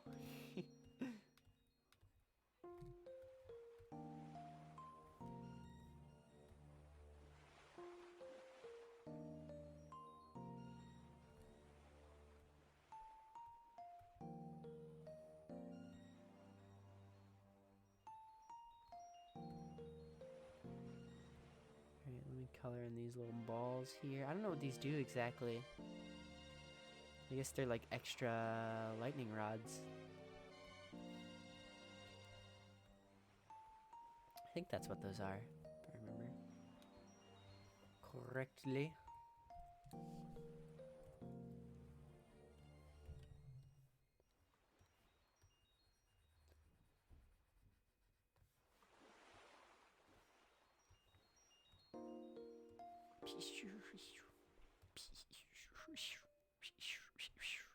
That's my impression of Starly.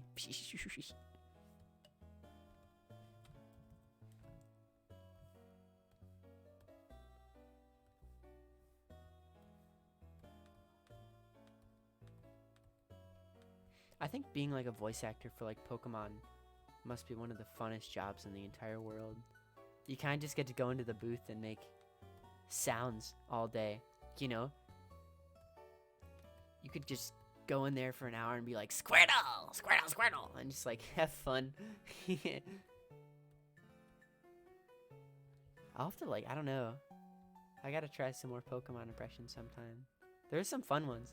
I like Charmander. He's like, Char! I'm not very good at them yet.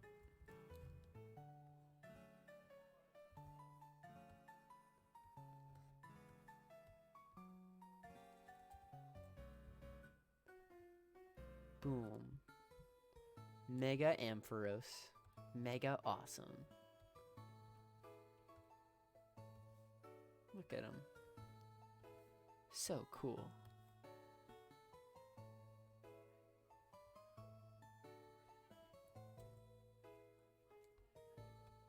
How long have I been going? 2 hours? That's fun. You're pretty decent at those impressions. Aw, thank you. I wonder what these guys will sound like in the anime. These new guys. Gengar's fun too. He goes like, Gengar! Gengar! Gengar, Gen! He talks like that. Very silly. Oh, and Snubble's fun too. I like how Snubble sounds. She's like, Snubble! Snubble! This is embarrassing. I should stop. Snubble! Snubble, snub! Ampharos is so overrated. I wish I saw more art of it. You mean underrated? I think you mean underrated. I think Ampharos is very underrated. As in, not rated enough.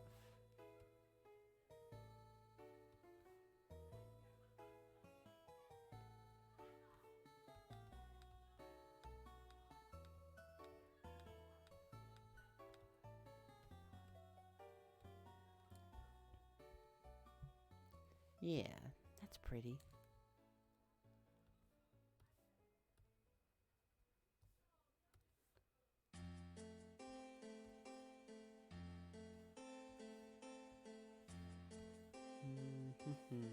Where did I put that?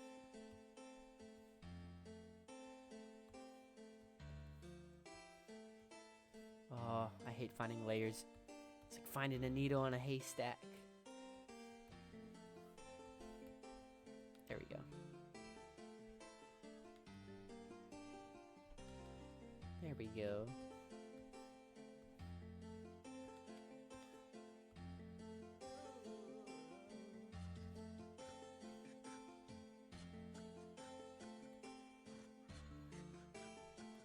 A needle in a layer stack. Exactly. Precisely.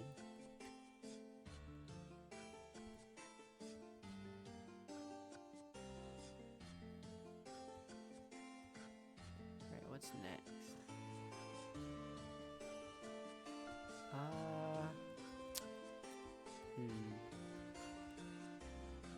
You know what? I gotta draw the other starter guy. I did both of these ones. I gotta complete the trio.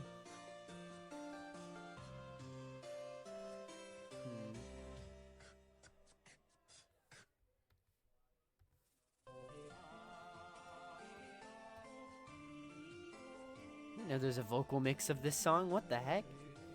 What? Is this from the game? Village Bridge. From Black and White. I didn't know there's a vocal mix to that. Wow, okay. That's cool.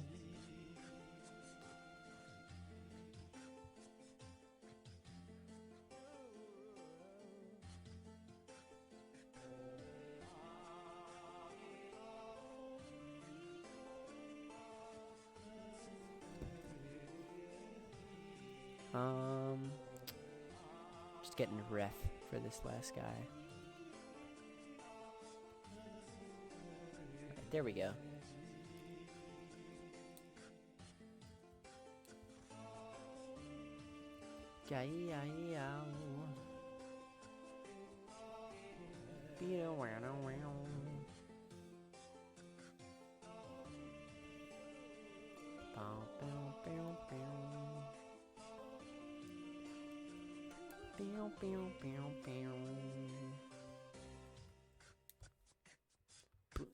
He's kind of like freestyling a bit.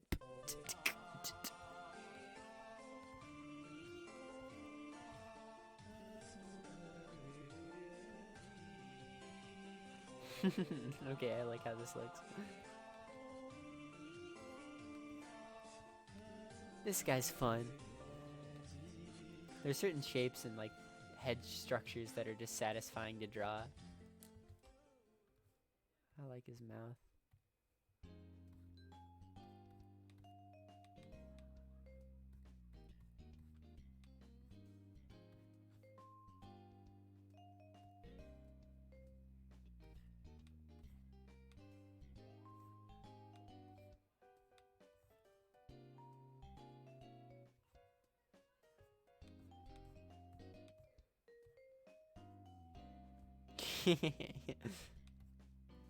This is so fun. Drawing just became 100% more fun.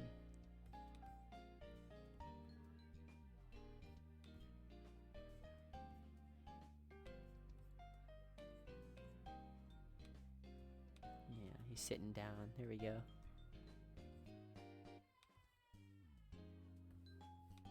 Or maybe, no.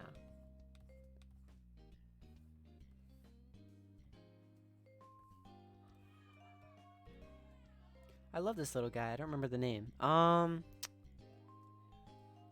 What is his name? Fue Coco. I think that's it. Fue Coco. If that pronunciation is to be trusted.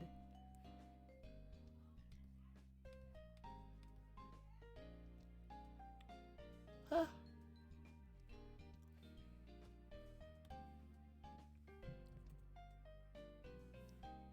That might be the layman's way to say it.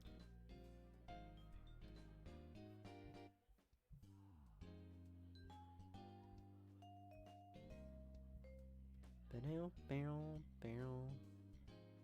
Barrel, barrel, barrel.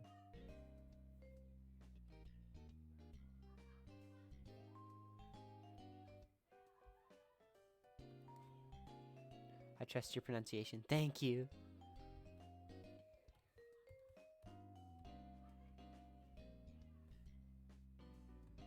Glad to hear it.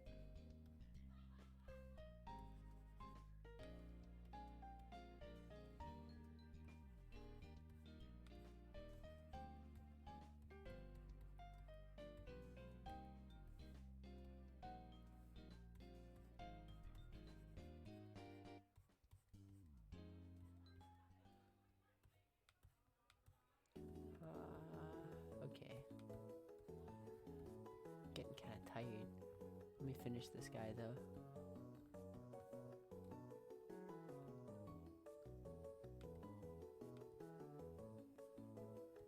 Let me end strong.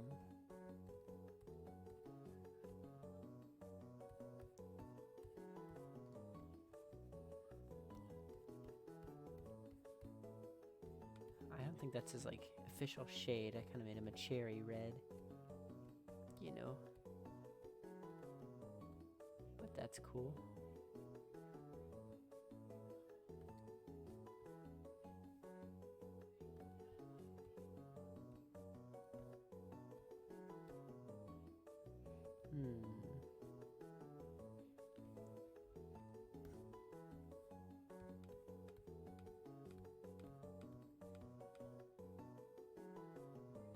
Yeah, there we go. Give him a tongue too. He's gotta have something in that big jaw of his.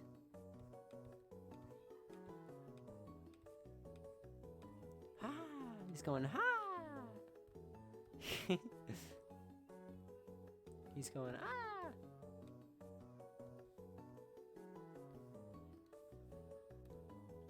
I'd imagine he would like open his mouth and he's like, yeah. Yeah. You offer him food, he's like, yeah.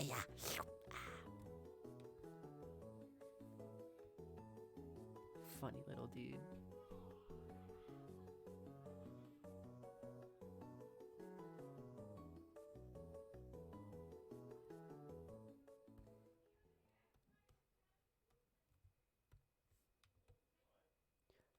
Little guy with a big mouth. Exactly.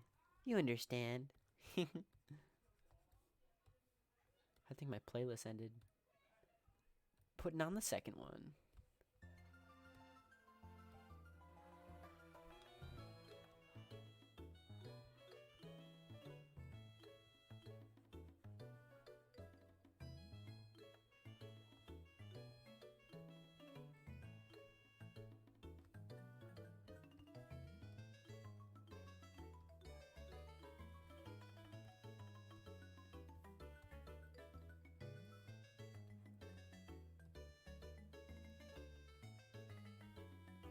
How cool.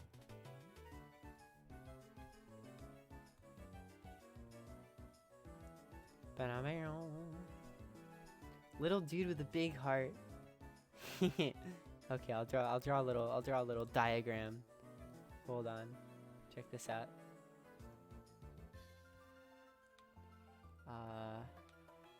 Wait.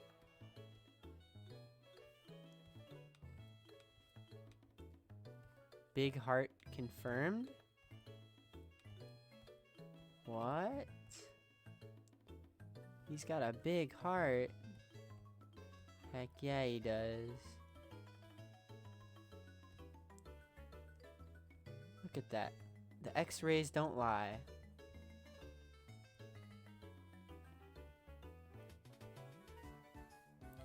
Check out how big that heart is.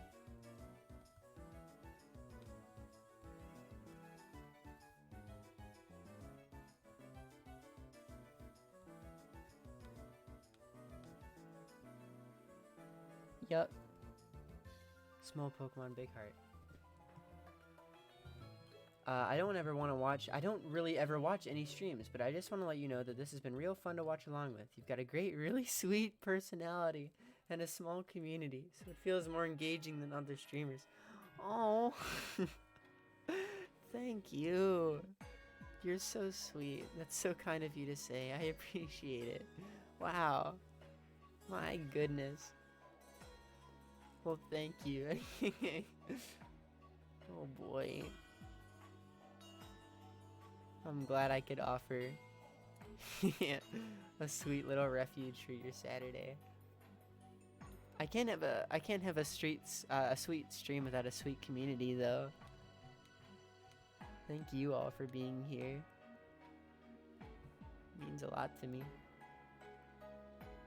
Body's 45% mouth, 45% heart, 10% other things. 99% evil, 1% hot gas. Plankton. I agree with everything Cognitive said. The stream is really nice. Ah! Thank you. I'm glad you're enjoying it. I'm enjoying it too.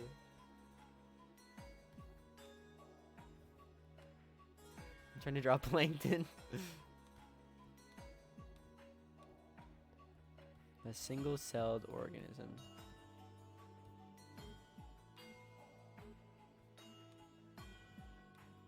That's my plankton. He's rather ovular.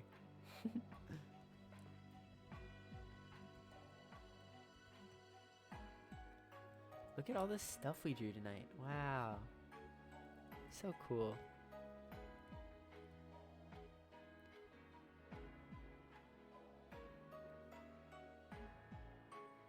What else? I could color in some of these guys. Let me color in Ditto here. I'm just seeing what I can do to make this page more colorful. Oops.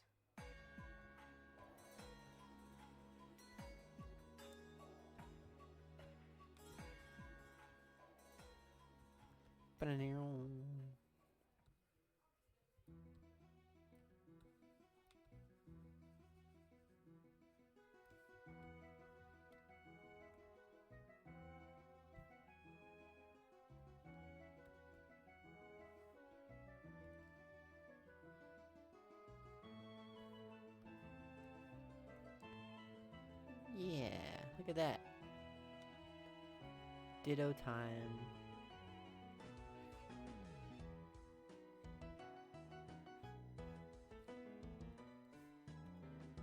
I love Metamon's little face. Me too. I would smile like that too if I was Metamon. Wouldn't you just love to be a Metamon for a day? Live out your life as a Metamon. You wouldn't even have to stay that way for long. You could be so many different things.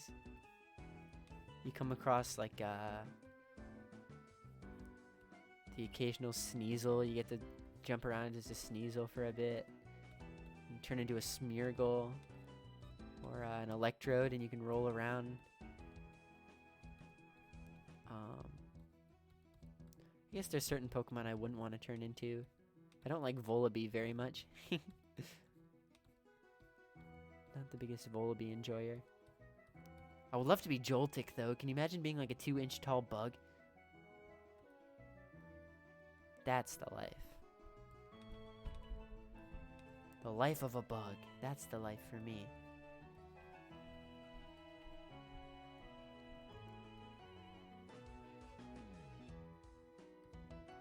This almost sounds like Earthbound music. I don't know.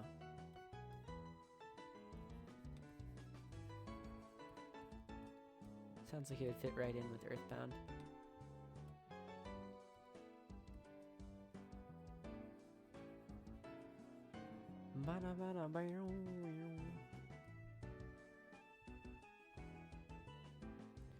Yeah, Gengar. Woohoo! Can't wait to give him his signature red eyes.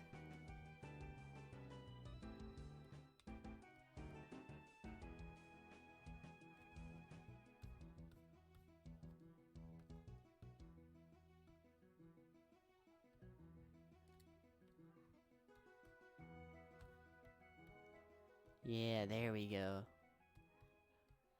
Look at that.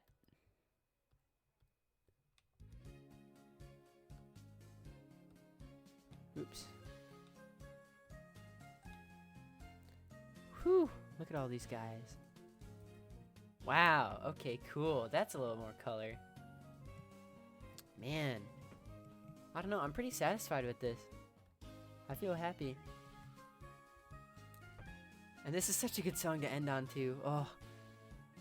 Good timing. I think I'm just about ready to wrap it up here. I'm kind of sleepy. I've been going hard for the past 3 days on these streams. So, I don't know. I've been streaming for a good 2.5 hours. And I made a lot of good stuff. I'm pretty happy with my assortment. The coolest gang of little guys. Thank you. Oh, I try. Well, now we can all go raid I'm Informal Scout or something like that. Oh, man. I don't know. I think I'm ready to end here. This is a great stream. Thank you so much for a great time. Thank you. Oh, for saying so. So kind of you. Well, this was so much fun. We got a ton of new viewers tonight. Thank you so much for everyone for coming by. If you want to know when I'm going to be doing stuff like this again, check my Twitter. I've got an Instagram too. It's all ragtag stuff, so very easy to remember. I'll see if I can go live again tomorrow. This was super, super fun. Yeah, thank you all again for stopping by. Man, I want this new Pokemon game to come out like tomorrow. I don't know, like every time I draw a Pokemon, my anticipation just grows and grows. Yeah, Ken, thank you for coming by as well. It was nice to see you. I'll have to check out your stream sometime as well. Avo for short, thank you. Thank you. Thank you for stopping by. Yeah, wow. Good stream, everybody. Whew. I'll post these on Twitter either tonight or tomorrow. Who knows? We will see. Well, that about does it for me. I hope you all have a wonderful, stupendous, luxurious, benevolent, beautiful night. Mwah. Other synonyms may apply. Okay, see you later. Bye. Woohoo.